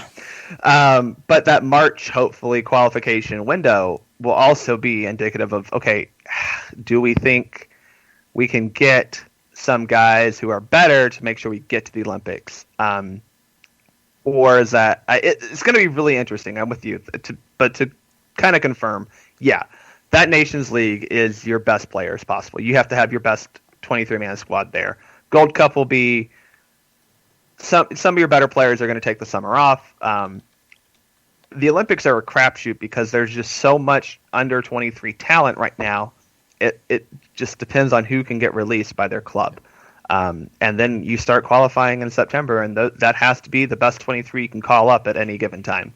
It's going to be a busy 2021 on the U.S. MNT front, and maybe we'll get some samples of where it can go with this game next week. Are you going to have any written pieces getting us ready for this over at SoccerDown? Yeah, I'm gonna. So I didn't put out a 23-man squad here just because. No, I don't think anyone could have rightly said, "Yep, these are the 23." Because of. Yeah. I could have written it and put it together, last week, but that would have also said, well, okay, you can't include players from this team, this team, this team. So I think this probably this upcoming week I'll have a kind of reflection on this roster because I think there are some trends some positive trends you're seeing from Berhalter in a youth movement of this year. As much as 2019 was kind of the year of established players, 2020, for as bad as it's been on every other front, it's been really awesome to see fantastic young Americans performing at club and country. So this will be very fun. So we'll talk about that, and then a couple of questions that I do have for Berhalter, but more importantly, just position battles that I'm looking at probably next week ahead of it, because there's about 4 position battles going on in this camp that I'm very interested to see how Berhalter manages it. And this has been my biggest criticism of Berhalter is if every friendly is an experiment, how are you using and modifying those variables in your experiment? And I don't think he does that very well sometimes. I think he has a tendency to let something ride a little too long. Like I would love to see Akinola and DK get 45 minutes each. Now I get that might not be right, but you got to see them as much as you possibly can because those are the 2 guys from MLS I think you have to look at and say, where did they go? So, I'll be talking about that specifically as those position battles that we have coming up because MLS has produced a lot of young talent this year. It's the best thing that we've had out of 2020. So I'm really excited to see how these young guys battle out for positions that we need to kind of see left for the U.S. men's national team. So everybody out there listening, if they have USMNT questions, where can they find you? So you can follow me at Bartimus Prime 19 on Twitter. That's the best way to find me. And you can always follow American Outlaws Atlanta at Atlanta Outlaws on Twitter. We aren't doing any in-person events for the time being because we are still in a pandemic. We will be looking at things as we'll definitely have stuff next summer, provided that we can gather and and whatnot again. So that's where you can find me at Bartimus Prime 19. Awesome, Bart. Thanks for the time. Appreciate it, and we'll be talking next week for sure. Yeah, it's exciting. We get one more men's national team match, but a lot of MLS to watch beforehand. So you guys will be busy, and thank you so much for all the work you do. No worries. Make sure you're following Bartimus Prime 19 on Twitter. All right, we got a lot of stuff to get into on the MLS front. The Greg Vanney news has broken, and there's all kinds of speculation going on all kinds of different levels. So let's get caught up just a little bit. Joshua Cloakey of The Athletic in Toronto said he just spoke with Greg Vanney. This was at 10:12. And Vanney said about this decision, he's thought about it for a long time. It's one he's consulted with his family on. Quote, "It's time for us to move on and encounter some new experiences." Contract was up at the end of the year. There had been quotes along the way that the renegotiation was going well, that they were expecting to do a new deal. This was not expected, but the longer it went without a new deal, and I think we mentioned it in the last couple of weeks, like, wonder what's going on there. You start to wonder when it's like, oh, yeah, we're going to get a new deal done. It's all good, and it doesn't get done. And you also have to wonder when the LA Galaxy make the move that they did with Guillermo Barros Escalotto, that a player who was there at the beginning in Greg Vanney would maybe want to go to Los Angeles and get some new experiences and have that new challenge with a big club. DC United's name has come up with a lot of fans. I don't think DC is a player for Greg Vanney at all. I do not expect that. That would be a shock to me. I don't think Vanney leaves Toronto to go to DC. That's a step down, in my opinion. Look at who DC's looking at. I mean, we went through the list earlier. You're talking about mostly assistants. You're talking about one manager from your rival in the league, which I think would be a good fit, but I think would be a bit of a surprise. You're looking at a former manager of the U.S. women's national team who hasn't managed at the club level. That's who DC has been looking at. LA Galaxy will not be looking at that list. I don't think Atlanta United looks at that list that DC's looking at. They're looking bigger. Would Greg Vanney be interested in Atlanta or the LA Galaxy? Obviously, the ties to LA make that one a little more clear. And just like we said with Gabriel Heinze, when you're talking about Atlanta United expectations, Greg Vanney would be a very different kind of manager than Atlanta United has hired in the past. He's got trophies, which I think is one thing he has in common with Frank de Boer, with Tata Martino. He's got a treble in this league. And yes, the Canadian Championship counted, no matter what you want to say about that tournament and that event, that trophy. He won a treble. He's been to 3 of the last 4 finals. He's got the track record to come into a club like Atlanta and do well. Would he want to? Now, one big difference, as we mentioned before, he's a technical director in Toronto. He would not be the technical director here. You already have one. Yeah. Would he want to just do the job on the field? Because that's going to be more of the situation here. That would be the situation in LA as well. Dennis DeClose is the director of, I can't remember his title, but it's essentially technical director. He's not going to give up power, I don't think, to Greg Vanney to come in. Does Vanney need that kind of power? Would that be the thing that would sway DC? If DC said, well, okay, you can come in and here's every key to every door and every car and it's all yours and you do whatever you want, we'll do whatever it takes to get you, would that be enough? I don't know. I don't know if Vanney wants or needs that. You know, I mean, he's worked with people in Toronto. He's been the technical director. He hasn't been in a Peter Vermes kind of role, like Sporting Kansas City, where he's made all the decisions. He's been part of the process. But you had, Tim Bezpachenko before, you got Ali Curtis in there now. I think Vanney maybe took on a little bit more after Bezpachenko left. And you can look at Alejandro Pozuelo, great addition. You can look at Pablo Piatti and say, They re-upped with Michael Bradley. They re-upped with Josie Altidore. Those guys are under contract for 21. There is talk about more moves coming in Toronto, and that's something to keep an eye on. I think people immediately jump to total rebuild on the field. I think it's total rebuild off the field is maybe the better way to look at it. Kefsey says if he goes to D.C., he needs every key to run security at night. Yeah. Maybe he would demand he's not on security detail. That's all. Yeah. This is going to be a big talking point around the country all day. There are already people speculating that Greg Vanney will go to the LA Galaxy, and it should be announced by the end of the week. That is Amobi Okugo, who is very well plugged in, former player in the league, is involved in a lot of different ventures right now. That's what he has just tweeted a few minutes ago. It makes a lot of sense because that rumor came up before. The rumor about Vanney to the LA Galaxy came up when the initial conversation about Vanney being out of contract at the end of the year came up.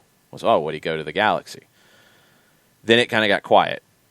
Reports out of the Galaxy coaching search were that they had actually settled on Dominic Kinnear and had offered him the job, and he was deciding on if he was going to take it or not. That surprised me. Because, and it's not a knock on Kinnear. Kinnear has won in this league. He's got trophies to his name that not many people do. He hasn't won any of those in a long time.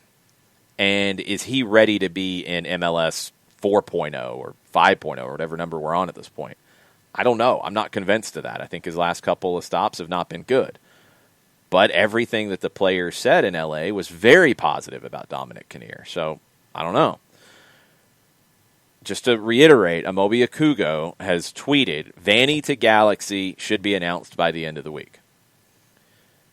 That makes the most sense. Yeah. That makes the most sense.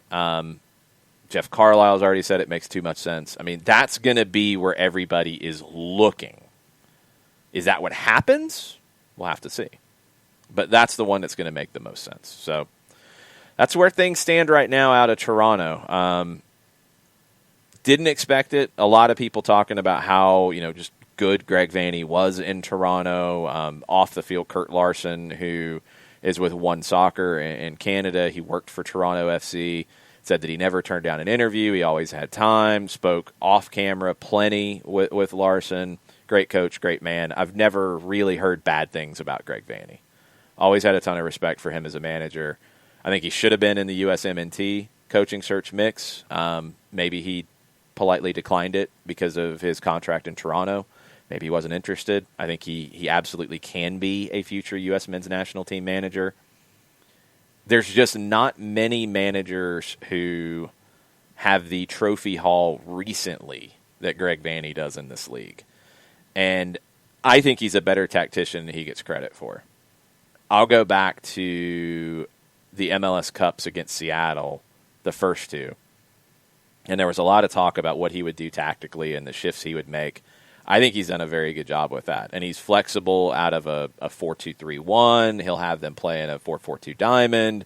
He'd have them play in 3-5-2. He went to 3-5-2 quite a bit at the right times. I think he's an excellent manager in this league. I think he's a very good tactician.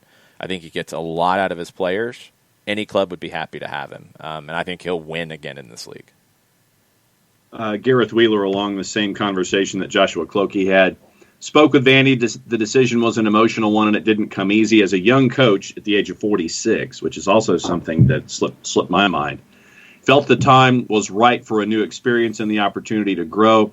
Toronto FC was the longest he'd ever been with one club, and it was time for a change. And secondly, Bart, now that he's off, had a question coming back in. So he wants to know about Vanney in Europe. It's possible. I mean, with what he said about new experiences, yeah. I mean, what kind of a spot would he get? And that's the part that we just don't know because American managers are not respected in Europe. They should be more. And maybe that's starting to change with what Materazzo is doing at Stuttgart, with what Jesse Marsch is doing in Austria. He's not with a situation like Red Bull where he's got an in. He doesn't have extensive playing experience in Europe. Everything from his CV points him to Los Angeles. When you go back through his history, everything points him to LA. He played at UCLA. He played for the Galaxy 168 times. and then came back at the end of his career for another 25. He did spend a little bit of time in France with a club that is now in the 3rd division. I just don't know where he would end up in Europe. I'd love to see it. There are clubs in England that should be looking at him. Doesn't Sunderland have an open position now? Or and they're still trying to figure out their ownership change. And maybe that holds it up. But he can manage in Europe. He can manage anywhere he wants. He's that good. So he should get an opportunity in Europe. I don't think he gets it. And I don't know if he wants it or not. He deserves it at some point. I think the LA Galaxy, it just does make too much sense. There's just so much to it that makes sense. I can't imagine him ending up anywhere else. I'd be surprised if it's anywhere else. But now I'm wondering about that LA Galaxy conversation about Dominic Kinnear, because that was making the rounds, and it's like, okay, this is weird. All right. You know, was that real, or was that just a front because they were working on this behind the scenes? I don't know. Yeah, and the other question for me is one that you brought up. Does Greg Vanney's next stop, does he want every key in the keychain to unlock every door? How much say does he want? Look, I don't think so. I don't even want to create something there, because I don't think that's the case, because he didn't have that in Toronto. He had more control, but no, he didn't have every key to every door. So why would he want that now when he didn't have it before? Right. If he wants to go to Europe, he's not getting that, so that's not a possibility. He's not getting that at the LA Galaxy or Atlanta United, the two biggest jobs that are open in MLS right now. He's not getting that either one, because there's people in place who make those decisions. Would he be an absolutely trusted part of that decision-making process? Yeah. But he's not getting every key to every door. He would have potentially if he'd wanted to stay in Toronto. He's not getting that anywhere else. So that's not going to be the decider here. DC's the only one who could give him that. Right. But you're going into a team that would not be expected to win in 2021 and would have a lot of work to do to be expected to win. I think his best fit is just to go be a manager somewhere. Yeah. And the LA Galaxy vacancy, if it, that LA makes the most sense for him to go for his next stop because of his past, because of his college and all that kind of stuff. So yes. Yeah. I agree with you. Yeah. It makes the most sense, and we'll see where it ends up. One other thing to throw into the MLS mix right now, and this is coming from Nick Negrini, who's with Sports Pulso in the Pacific Northwest, covers MLS and Peru and the intersections there. Andy Polo with the Portland Timbers is arriving back in Peru on vacation in the next few days. According to Negrini, his contract in Portland ends at the end of the month, at the end of December. Savarese gave the go-ahead for a renewal, so I'm guessing there is an option here. However, Polo might be looking to be on the move. So keep an eye on Andy Polo and Portland and his long-term future. That's another one to add to it. Now you're going to get more of these. You're going to get more rumors about players. You're going to get more rumors about these managerial carousels that are spinning pretty hard. Andrew Wiebe of MLSsoccer.com says the LA Galaxy better have the bag ready for Greg Vanney. No-brainer hire from every perspective. They need long-term vision to rebuild the foundation of the club. He's the right architect. The only thing I would say to that is Dennis DeClose has the tools to be the architect right now. Does he want to give them up, or does he want to share the tools? He should, even if on paper and in all the titles he's the guy. He should want somebody like Greg Vanney to come in and help. And Greg Vanney, as being on the touchline, I think would be a huge upgrade for them. That would be the replacement that they honestly have not had since Bruce Arena left. Now, Robbie Keane had been mentioned with the LA Galaxy, although that hasn't been said in a while. Landon Donovan, his name was reportedly being thrown around here recently. I think that was coming more from Donovan.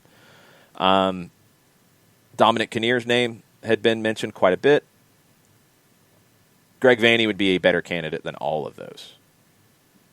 Miguel Herrera was mentioned with the Galaxy a while back, but again, Herrera has made it clear he's not leaving Club America for MLS, and I don't think he's getting fired from Club America. If he leaves there of his own volition, it will be to go to Europe. Although maybe that Colombia national team job could entice him. I don't think it does. I think he goes to Europe. Unless he gets fired from Club America, then we're having a different conversation. He ain't getting fired anytime soon. I just don't see it. Now, Rich Ransom's in. He says, if any to the Galaxy happens, they're my early front runner for 2021. Of course, that roster, though. Well, I mean, no, they're not the early front runner because they only have 13 players under contract, period, right now. You're going to have to make a decision on Christian Pavón. You've got some other players you're negotiating with. They're not a front runner for anything.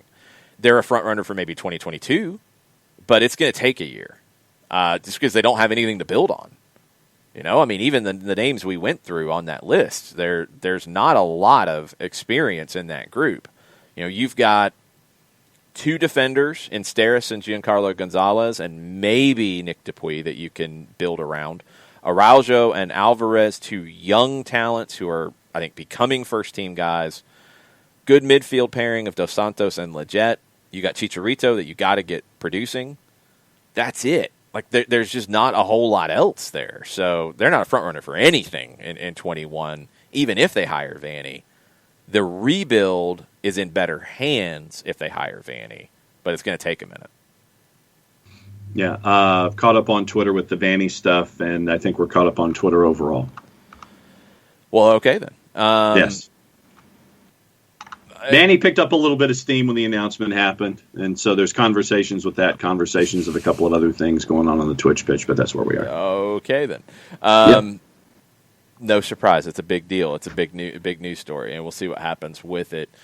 We'll keep you posted. We'll come back to it before we go. If you guys have any questions about Vanney, MLS, anything else, U.S. men's national team, throw them in on Twitter at Soccer Down Here. Throw them in on the Twitch pitch, twitch.tv/Soccer Down Here.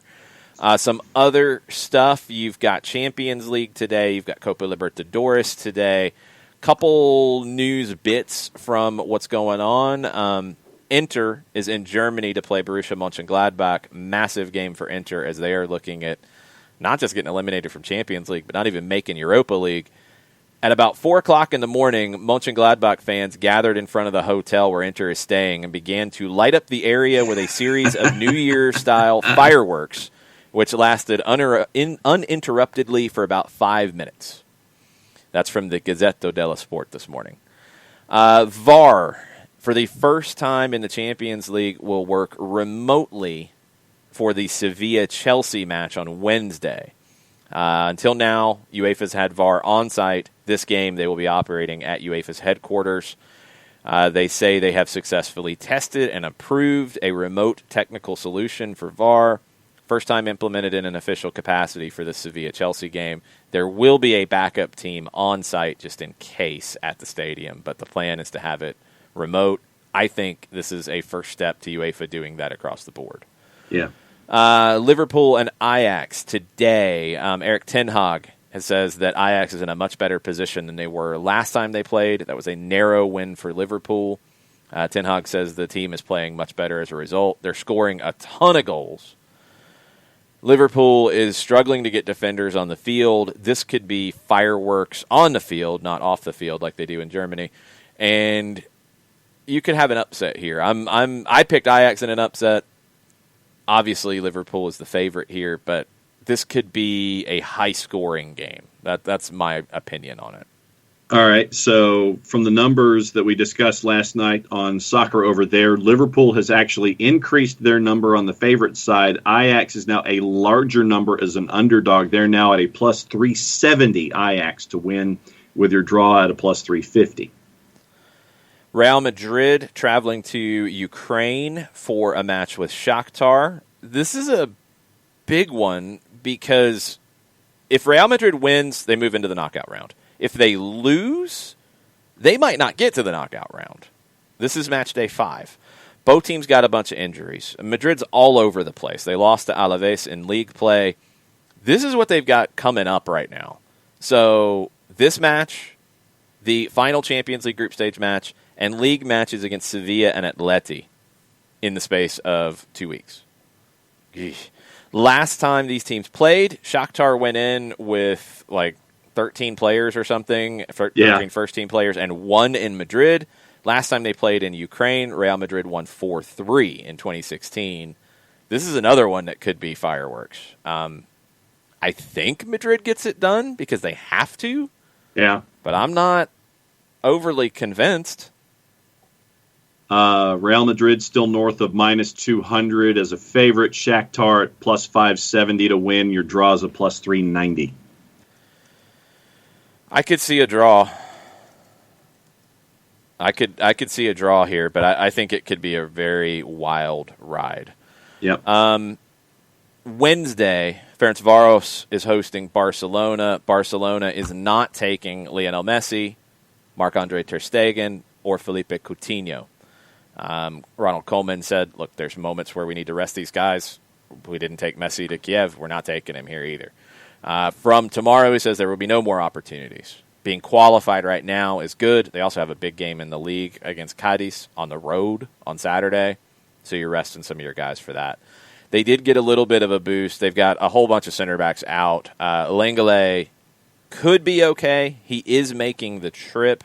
He's still a doubt. He had an injury against Osasuna on the weekend. He is making the trip. We'll see. Serginho Dest making the trip. Conrad making the trip from USMNT perspective. And if you've been wondering what happened to Zion Jones, former Atlanta United Academy, played with Charlotte Independence a little bit, has bounced around, was with Schalke's youth teams for a little while. He is with Ferencváros' reserves. He's not going to play here because he's not on their Champions League roster. But he is in Hungary right now and playing with their reserves and reportedly doing pretty well. So we shall see. That's the main stuff out of Champions League. There's a great piece on the German FA decision to keep Jogi Löw in the Athletic from Raphael Honigstein, who has been all over this stuff going back to the Das Reboot days. Brings up a lot of good questions, lays out kind of the situation right now. I think the biggest one was the German FA does not want to have a vacancy right now because they don't want to hire Ralf Rangnick. Because he's the guy who's available. And if they fired Löw, that would be the main guy. If they make the decision after next summer's Euros, Rangnick is probably going to be in a club job. They're worried that his approach is too radical. He would want too much control. They don't want to do that. They didn't want to do that with Klinsmann and Jogi Löw, but eventually they gave more control. They don't want to give the next guy more control. They think they can get Hansi Flick or Jurgen Klopp to take over ahead of the Euro 2024 because that's going to be in Germany. That's what they're focused on. They think Klopp would be available then. His contract is until 24. He's never broken a contract. He's made it clear that he wants to take a sabbatical after his time at Liverpool is over. I don't think they're getting him. And if Flick keeps winning at Bayern, I don't think they're getting him. So I don't know. And I think the biggest thing that I take out of that article is they've attached themselves. The FA has now attached themselves even more closely to Jogi Löw. If he fails, and lately he's failed a lot, then they're all in trouble too. And you could have to clean all of the houses in Germany. England, has there been any update on Newcastle and Aston Villa? Reports this morning were that Newcastle would be seeking a postponement because of a COVID-19 outbreak. Have not seen one during the show. I will recheck here quickly. They did not train Sunday morning. They did not train yesterday. The earliest they would train would be Wednesday. Reports were that they were going to ask for the game to be postponed. It is set for Friday against Aston Villa. The general rule has been that if clubs have 14 players, starting 11, 3 substitutes, they would play. Steve Bruce is concerned that the team hasn't trained properly. You could increase the risk of injury. That was a concern before. I will be very curious to see what England does here. We're seeing this with the NFL right now. What's the consistency in these decisions? England has said, if you got enough to play, you're playing. That's generally been what all of Europe has done. It sounds like Newcastle's trying to push the boundaries on that to say, we don't want to play, even though we do have enough to play, but we haven't been able to train, so they can't play. So this is going to get interesting with England and the back and forth here. A little bit of a follow-up from last night on Soccer Over There. Neil Lennon still has the backing of the Celtic board after a series of positive Zoom calls on Monday. The board's going to continue to back Neil Lennon. Just if you have not heard, players and staff were given a police escort away from the stadium on Sunday. There were violent protests outside of Celtic Park. 2 officers were hurt. Celtic goes to Milan to face AC Milan on Thursday in a Europa League match that doesn't matter for them. Then they're back in league play on Sunday. They're out of Europe. They're out of the League Cup. They're trailing Rangers by 11 points in the Premiership. They got 2 games in hand. They're trying to chase this holy grail of 10 titles in a row. Celtic, who is dominant, have only won 2 of their last 10 matches. They've lost 4 in a row at home. That hasn't happened since 1958. I'm shocked that they're continuing on with this at this point. There's also a really good piece to check out at MLSsoccer.com from Tom Bogert, who does excellent work about the connections between Boa Vista in Portugal and MLS. And expect more, basically. There's going to be more players moving to Portugal. There's going to be more of Boa Vista scouting in MLS. They say that this is a good market for them. It can also be a gateway to other European moves for these players. They've got Reggie Cannon. They've got Albert Ellis. There will be more. It's a really good piece with Bogert and Admar Lopez, who is the sporting director at Boa Vista. So check that out over at MLSsoccer.com. Keith Downey from Sky Sports is at the grounds doing live shots involving Newcastle. He says he is hearing Villa and Newcastle is looking increasingly likely to be postponed due to the COVID-19 outbreak at Newcastle, but no further words from that. So we'll see. And I'm checking like Lee Ryder and other folks just really quickly. We'll see. It has not been what the Premier League has done previously. They have not postponed games in this situation. Do they start to now? Because then that's going to open up a door that they'll have to do that more often because it's going to continue to come up. You're going to have more positives. There's just no other way around it. Anything else on Twitter?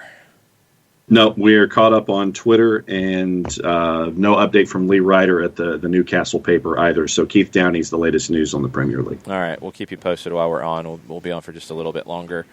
Clayton Poss asked, are we worried about the silence back on in the Atlanta coaching rumors? There wasn't anything before Heinze, but I thought that rumor would spark more.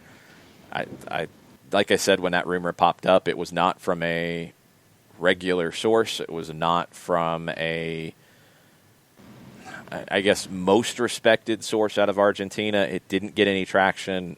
Also, to be fair, there has been a very big story going on in Argentina with the death of Diego Maradona that has pulled every bit of interest away.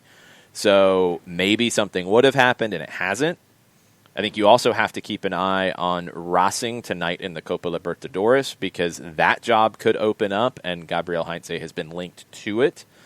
Sebastian Becasese, who is younger than Heinze, but similar kind of form, a little bit less experience. He was an assistant for Jorge Sampaoli for a long, long time. He is in trouble at Racing, but Racing's in trouble in general because their sporting director, the non-coaching Milito brother, has stepped down. He hired Becasese. There's speculation that Becasese could get fired if they get knocked out by Flamengo. They're not doing well in domestic play. There's speculation that he could leave of his own volition because Milito's leaving. It could go a lot of different directions. And there's also speculation that Heinze would be considered for that job. So stay tuned to that as well. But are we worried about silence on the coaching rumors? No, because that's how this club operates. Mm-hmm. They don't have a lot of rumors get out. They don't have rumors get out locally, really, ever. It just doesn't happen. The rumors, when they happen about players or anything else, are happening from other countries, and it hasn't come up yet. So I'll be very curious to see what could happen next. But I'm not worried about it. I don't think you should be worried about it. It's never happened the way where there's been a whole bunch of rumors about stuff. Even with Frank de Boer, there wasn't a whole bunch of rumors about Frank de Boer until it was announced. You know, there were only a handful of other names that came up. Sampaoli was reportedly talked to in Argentina. Carlos Puyol's name came up, which didn't really make a lot of sense, and I don't know if there was anything to it. And that's it. There wasn't a whole long laundry list of names and a coaching carousel search. It was pretty quiet. This is pretty similar. So we will see what happens. Colonel has a question for you. Yes. Do you want to talk about Swansea's season tickets for 21 and 22? I mean, it's a great idea from them. Explain it. Let me go back to the actual verbiage here. Okay. Colonel says, fair play to Swansea. Current season ticket holders can now renew for next season £99 all seats, discounts for seniors and junior jacks, and that is almost £400 less than the previous ticket cost. So big ups to Swansea for keeping folks engaged for next season by getting to them now. So you're going to say something nice about Swansea this time? I can. We're fourth in the table. I do every week on Normandy Road. Well, usually around here you're yelling about Mindy Kaling. Yeah, I am. I'm yelling, and Jason Levian. Yes. Well, you should stop now, right? Because you're fourth in the table and you're doing a really good thing for your fans. Yeah, it's good stuff. Keep it up. Why are you so bitter about Swansea? I don't understand. It's not being bitter about Swansea. It's absolutely being bitter about the investments. Why are you bitter about your fourth in the table? What are you complaining about at this point? Hey, right now we're fourth in the table, loving every minute of it. Keep it up. I want to continue this and what we're doing.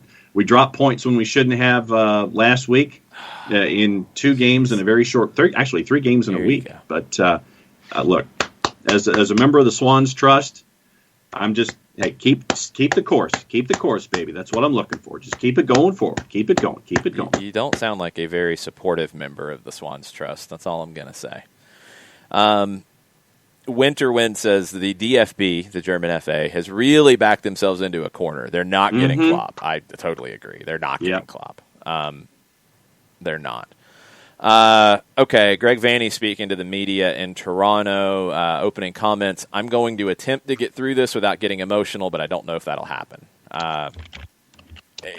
He loved the city. There was never anything negative about that. I don't think there's any negative to him leaving at this point. 7 years is a long time in the coaching world. He joined them ahead of 2014. I think it's just a new idea, a new search, a new experience, and it's a good time to go because, look, Toronto's got Pozuelo. They've got Bradley and Altidore for at least another year. Beyond that, you do have a few questions. I mean, we talked about them defensively. Like, what are they going to do long-term? Because Mavinga's 29. Omar Gonzalez is in his early 30s. Simon is now gone. Zavaletta's gone. So you thought maybe he would step into one of those roles. Looks like no. They've got young talent coming through, but are they a contender next year? I think it's fair to look at that and say maybe not. Yeah. And if you're going to leave, do you want to leave now or do you want to start to build another group? Because that's what it feels like Toronto needs. They need to start planning that next group. Is Liam Frazier the guy? Let's find out. Play him.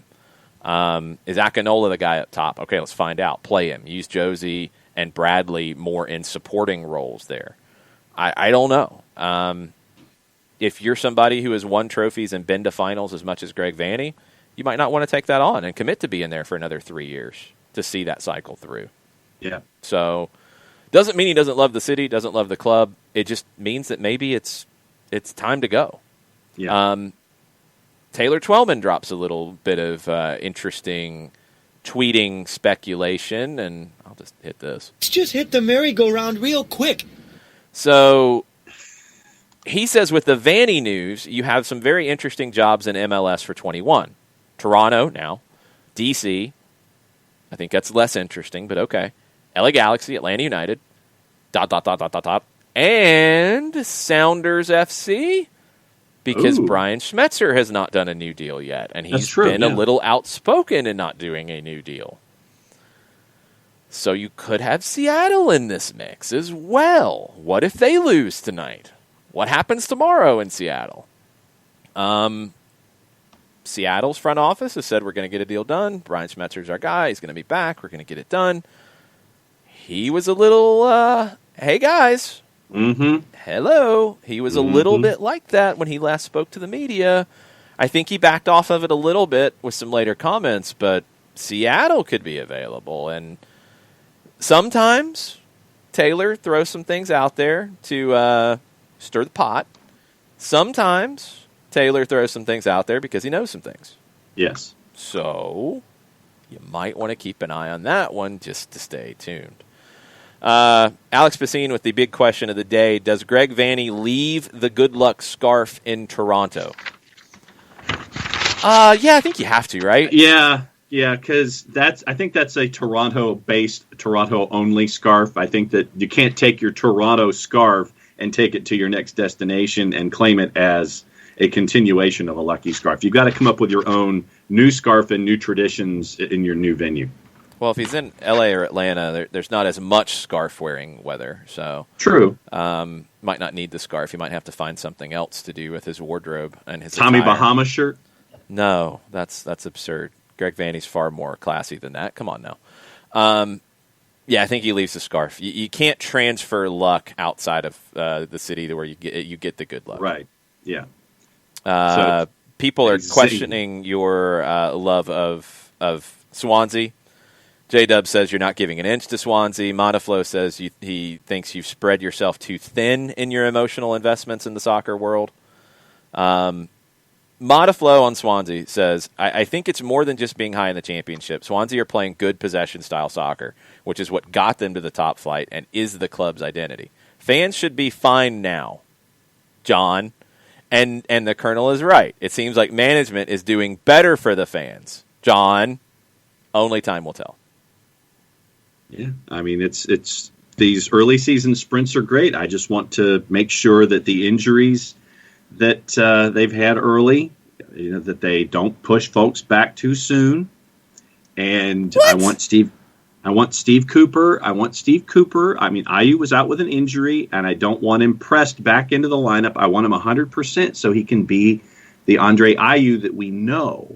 I just don't rush him back. I know that he's had cups of coffee. Who is rushing him back? What are you talking about? No, I'm just saying. So now you're making up things to be upset with Swansea about. You're creating things that are not happening. Fine, I'm waiting for the other shoe to drop. Why are you like this with Swansea but not like this with other things? No, I'm like this with what? I'm not like this with other things. I keep waiting for the other things to happen. Why do you do this to yourself? I just do. Okay, you should stop. You should believe. You should have faith. You should be happy that Swansea is getting back to its identity. Enjoy the moment, Montaflo says. Hey, we're fourth in the table. You're not enjoying it, though. No, because when you're outside of sixth, that doesn't mean anything. You're doing well in the championship, but you don't have that chance to get back into the Premier League. J-Dub with a breakdown of your current state. Right. So, John is saying take this news with a grain of salt. No, John's being a pragmatist.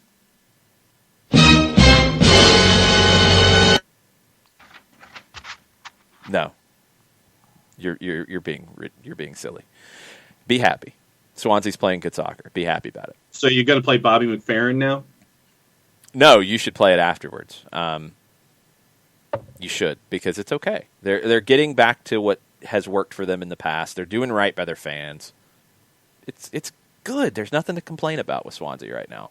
Be happy about the things they're doing. Yes, they need to build on it. Yes, they need to get promoted. Yes, all those things are true. Be happy about where they are. You can do that. It's okay.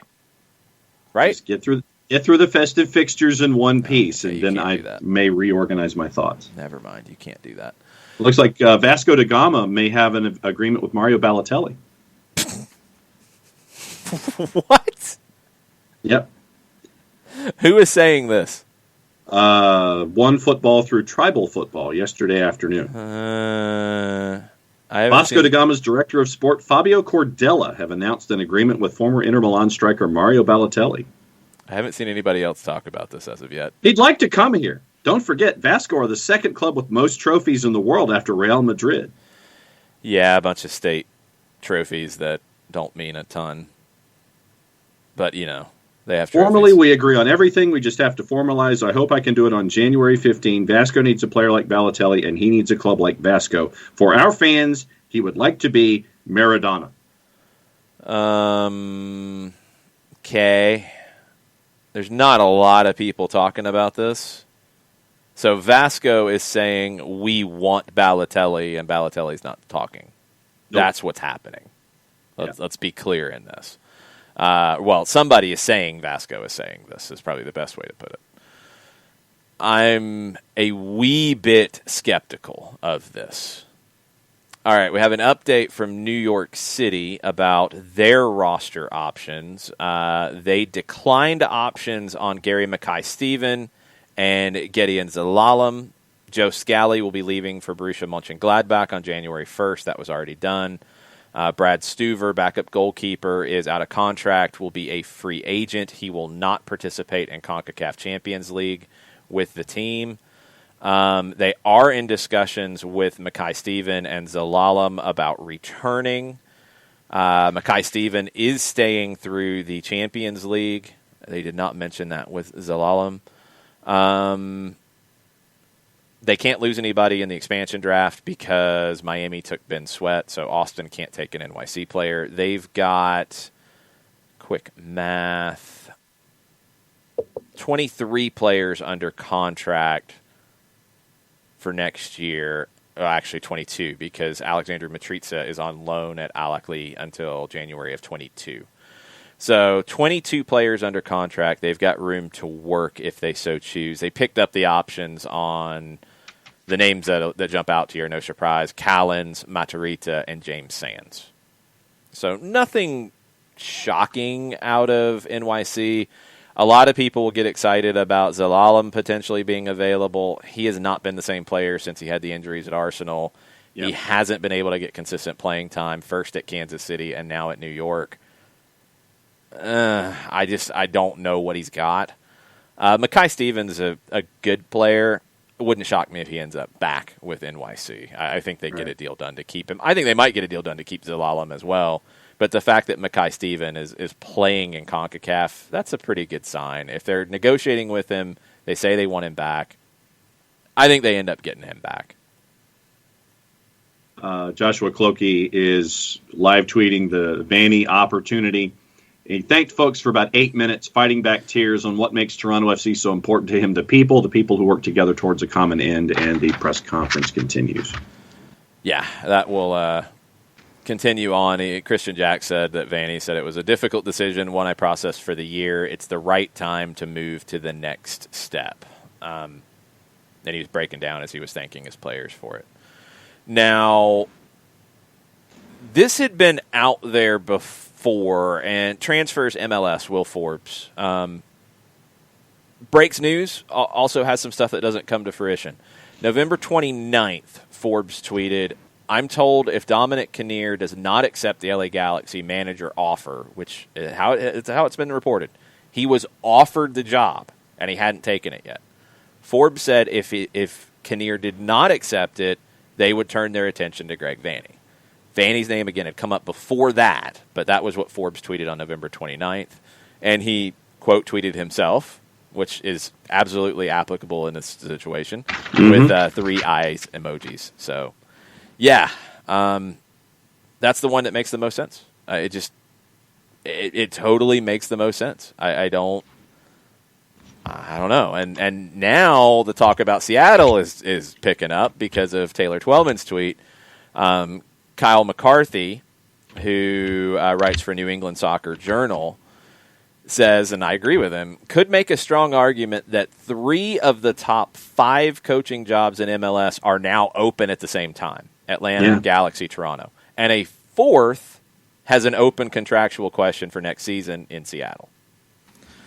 Yep. Yep. It could get really interesting the rest of the way. Yep. Let's see. People are talking about your attitude towards Swansea. Modaflow also chimes in that the academy is producing good players that are contributing to the first team. Another thing to be happy about. Mizzano's disappointed you missed the salt pun, just like you miss salt in your food. Accurate. Colonel says you're being silly about IU and worrying, and they're not rushing. he is saying you're looking for things to be unhappy about, John. I would agree with the Colonel in this case. Okay. Like I said, just get me through festive fixtures in one piece. You can embrace the good. You can embrace the good in your Swansea world right now. And you can even embrace Mindy Kaling's good as being part of it. Because, look, that's a good deal for the fans. No doubt. That's a really good thing to do. And not a lot of clubs are in a position to do something like that right now. And I think it's a credit to Swansea to be able to do that. And taking a guess and trying to connect dots, they're doing that because you're going to get a little bit more investment from the ownership group to make up the gap. Because if you're giving a big discount, money's got to come from somewhere. Figure out where that revenue gap is going to come from. So that feels very good. It's hard to do right now. I think that's a really good step for them. Things are trending up for Swansea. See, now Mindy Kaling's calling you to yell at you, and Mindy Kaling's calling you right now. She absolutely should be yelling at you and screaming at you. Forward Madison has a new coach on the USL League One side of things. This was talked about all day yesterday, and they did a really silly thing like equating the pink smoke at the stadium to announcing a pope, a pope. I mean, it is a little bit too much, just a little bit too much. But it fits their MO. Sure it does. Carl Craig is the new head coach and technical director. He was the last coach in the NASL of Minnesota United. Didn't get the opportunity to stay there. I think this is his first job back after that. He did well, and I mean, there were some very positive things said about him in Minnesota. So I think it's a good get. A lot of people liked it. See, I'm negative about Forward Madison. I think I have a little more to be negative about than John does about Swansea, but yes, I'm over the gimmickry of Forward Madison. I've had enough. People liked the smoke. I thought it was too much. I'm over the gimmickry. Try not to be seventh in the league, and then you can be as gimmicky as you want to be. Be better on the field. Yeah, Forward Madison put out a video this morning quoting Carl Craig, "Our football needs to be as dynamic as our community." It's a good line. I like that. So, yeah, they put out a video welcoming Craig back, and he stepped out of a car. Welcoming him there for the first time. He wasn't there before. Yes. No. Welcome, Craig. He stepped out of a truck or out of a car and through a tunnel. And was it a car or a truck? It looked like a truck to me. Because they didn't show the full thing. It just showed the bottom half of a door opening and Craig stepping out, and he elbow bumps a couple of fans, goes through a tunnel, I guess at Breeze Stevens, and had arms folded and said something authoritative. So now their video promoting Carl Craig is out. People are saying I'm channeling you on this one. I'm over the gimmickry. They're not They're not fourth in the league. It was seventh? They were seventh. They were bad, but they had cool kids, and they did a whole bunch of. I could absolutely go poor with those kids. You have fun with it. Well, because there are fundraisers in certain elements. That part, those would be the ones that I would part's get. Wonderful. Yes, that part is really good. It's too much. Here's the difference for me. Too much shtick? No. Here's the difference. Swansea is producing. Swansea, the steak is pretty freaking good right now. At Madison, it feels like the steak has a whole lot of seasoning on it, but it's kind of small and maybe overcooked. Does that make sense? Yeah, it's like you're trying to sit there and say that the steak on the plate with a lot of garnish on it that makes it look bigger and better than it actually is, as opposed to just the steak that's there, that it's just literally the only thing on the plate, and you see a T-bone and you see the smoke and the seasoning and everything. They're doing everything to hide the steak because it's not that good. Yeah.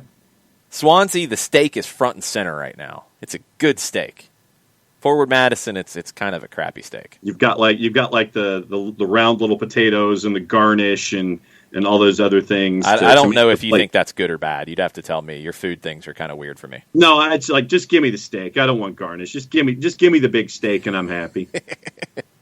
Oh, Pacine, I'm just busting your chops back too. Trust me. I want Forward Madison to be as good on the field as they are off the field.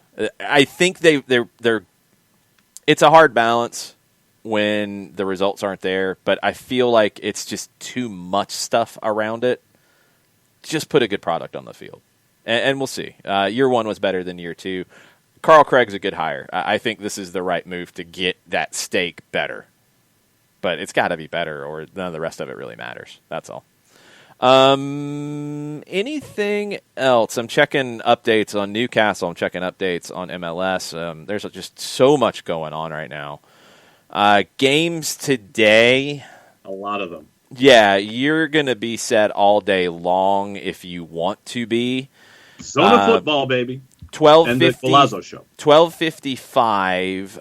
I will be on the first at 11:55. I will be looking for the Lokomotiv Moscow Red Bull Salzburg lineup because Lokomotiv Moscow has the most baffling betting line I have ever seen in my life.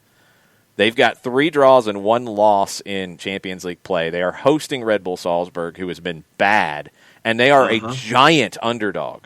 Plus 405 right this very I think second. it's gotten worse. That makes no sense to me unless there's something going on that we don't know about. If that lineup is first choice, get the juice boxes, the Thanksgiving leftovers, everything ready for that one. I'm baffled by it. Of course, the black helicopter theories are out there that people know stuff that we don't know. That's why I want to see the lineup. So I'll be looking for that first. 12:55, I'll be watching some of that to see what happens, but I'll be watching Shakhtar and Real Madrid. That is on Today NA. That is also on CBS All Access. Then at 3 o'clock, you got your pick of a bunch of games. Atleti hosting Bayern, Mönchengladbach hosting Inter, Porto hosting Manchester City, Liverpool hosting Ajax. Lots of big games. You got the Golazo show on CBS Sports Network. You've got all those games individually on CBS All Access. Today NA has Atleti and Bayern. Galavisión has Porto and Manchester City. And Ajax and Liverpool, I think, is going to be over the air on one of the Today NA networks, and now it wants to figure it out. No, it's not. It's on Today NA Extra, TodayNA.com. I thought that one would make one of them, but nope, not so much. All right, so that's your 3 o'clocks. 5:15, you got River Plate hosting Atlético Paranaense in Copa Libertadores. 1-1 draw in the first leg in Brazil. Very contentious game. River with a late equalizer. That game will be all the fire. 7:30, there could be blood, there could be send-offs, there could be managers fired on the spot, there could be people from the bench sent off, there could be red cards. Flamengo and Racing in Brazil. Oh. First leg was incredibly contentious in Argentina and 1-1. This one's in Brazil, 7:30. That's on BN. That is on Fanatis, fntz.co/soccer down here. Use that to support the show, sign up for the free trial, subscribe, etc., etc. You've also got Deportivo Cali and Vélez Sarsfield in Copa Sudamericana on Fanatis at 7:30. Then at 9:30, you got Seattle and Dallas, MLS Cup playoffs, Western Conference semifinal numero uno. That's on FS1. That's on Fox Deportes. You want to get crazy with some CONCACAF? You got Marathon and Saprissa on FS2 at 10:05. You can have a second screen for that one. So from 12:55 to midnight, you got good games stacked up. Like, just stacked up. Order food. Don't leave the couch. Well, maybe a couple times leave the couch. You got to stretch out. Yeah. You don't want to pull a muscle or anything. And you got tons of games. We'll be talking about them all day on social media. So make sure you're following OSG Nelson for all your salty Swansea takes. Make sure you're following me for kind of salty Forward Madison takes, I guess. Updates on Greg Vanny, updates on everything else. Monteflo with the upset special, Liga de Quito over Santos. He says they're going through. He could be a little biased. Maybe, Monteflo? Maybe. It's possible. What were the numbers on that? I think it was actually a decent number.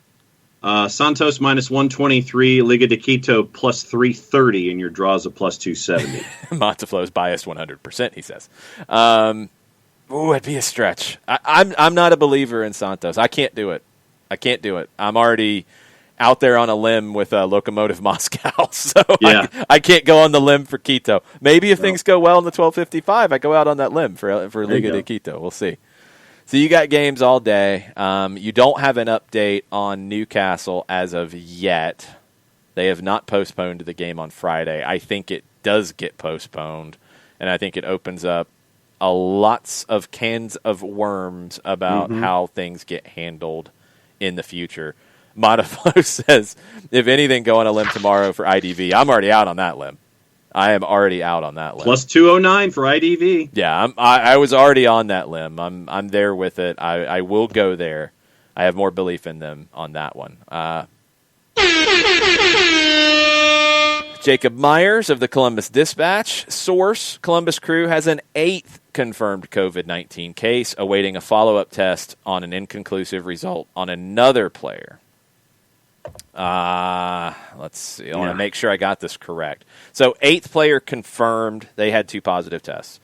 Waiting on a 9th player received an inconclusive result, according to a source with the knowledge of the situation. So they, according to Jacob Myers' report in the Columbus Dispatch, they did not test positive, the 9th player. It was inconclusive, and they're trying to confirm what that is.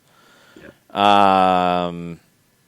Don't know anything about it, so they don't know if they played or dressed or anything about it. It says, now Myers does say, however, the 7 players listed on the injury report as, quote, not medically cleared to play, unquote, match the number of players who had tested positive for COVID-19. So it's fair to say that somebody who was involved in the game potentially could be these 8th and 9th players. Now, again, as we've said many times, I don't think this means that Nashville's now got to freak out. There hasn't been any, in-game transfers. Well, there hasn't been any certified in-game transfer. Right. There's been a couple of situations that maybe there's questions, but there has not been, yes, this is how it happened. And that's going to be pretty hard to prove. There's been very limited even questions about it. Right. But this is where it stands. Columbus had 2 consecutive rounds of negative tests for everybody else outside of the 7, Friday and Saturday before the game. Now they've got more. Okay, the additional player, and this is from Myers, again at Columbus Dispatch. This stuff's tough to follow at times. Yeah. There was 1 player who tested positive for the virus on Saturday, but that player was a presumed positive as a close contact and was isolated already. So I don't know who that would have been, and I don't know if that person has now one of the confirmed. That's where this gets hard to follow. I don't know if they are the 8th or the 9th, or if they were one of the 7. We don't exactly know. Yeah. But you got to keep an eye on Columbus. They've got a little bit of time. We will see where this goes. Christian Jack with an update from the Vanny presser. Thank you. MLSC and TFC tried to get Vanny to sign a new contract throughout the season. Vanny admits that everything was done, money and term, last discussed in July, and just needed his signature, but they didn't talk much after that. This was not a mutual decision. So Vanny turned it down, is what he's saying. That's how it's been reported. Saying it's not a mutual decision. They didn't pull the contract. I don't want to leave that out hanging like that, okay? Right. Yeah. Vanny had it in front of him. He had agreed to it. He did not sign it, and he is walking. Correct? That is how the modifiers are leaning in this Christian tweet. No. It's not leaning. Toronto said Greg Vanny stepping down. Yes. Greg Vanny said they had agreed to everything that was in front of him. He didn't sign it. Right. Toronto didn't fire him. No. And Toronto didn't pull the offer from him. No. Okay. So then there's no question, correct? I mean, this was not a mutual decision. This is what Christian Jack is saying. It's not a mutual decision because Greg Vanny made the decision. That's the important part here. Usually when that's said, it means somebody was fired. Right. And I want to make sure that's abundantly clear. He is leaving. So now the question comes up, is he leaving because he has another offer? Because he wants to go somewhere else and he knows he's got that in front of him? That's the question. And then maybe there is a question from Toronto on, were you talking to our coach? That could be interesting as well. So Stay tuned on all of that. Today NA is reporting that La Liga is planning on having fans in January. This is from Ricky Ricardo on the Twitch pitch. Thank you, Ricky. We'll get into that a little bit more. We'll get some details on it, what they're looking at. I wonder, how big and bold they're looking to go. Once England opened that door, I think you're going to see more really start to go there because teams have to. It is what it is. That's all for now. We could keep going, and probably more things will get said. We're going to stop here and run out the door. We will keep you posted on all of this stuff on our social media channels. You got games all day. I agree with Kefsey. I think if Vanny's walking in that situation, there's something there. I don't think he is available for long. Yeah. I don't think he's twisting out there for a while. If somebody wants to get in front of him, they need to do it right now because he might already have something lined up. So that could get very interesting. Keep up with it. We'll keep you posted. We'll be back tomorrow morning to round up all of this stuff, to talk about Champions League, to talk about Libertadores, to talk about the games tomorrow in both competitions, to recap Seattle and Dallas, to start to look ahead even more to Kansas City and Minnesota. Busy, busy, busy, busy, and we'll be back tomorrow. Mucho platiel. Mucho platiel.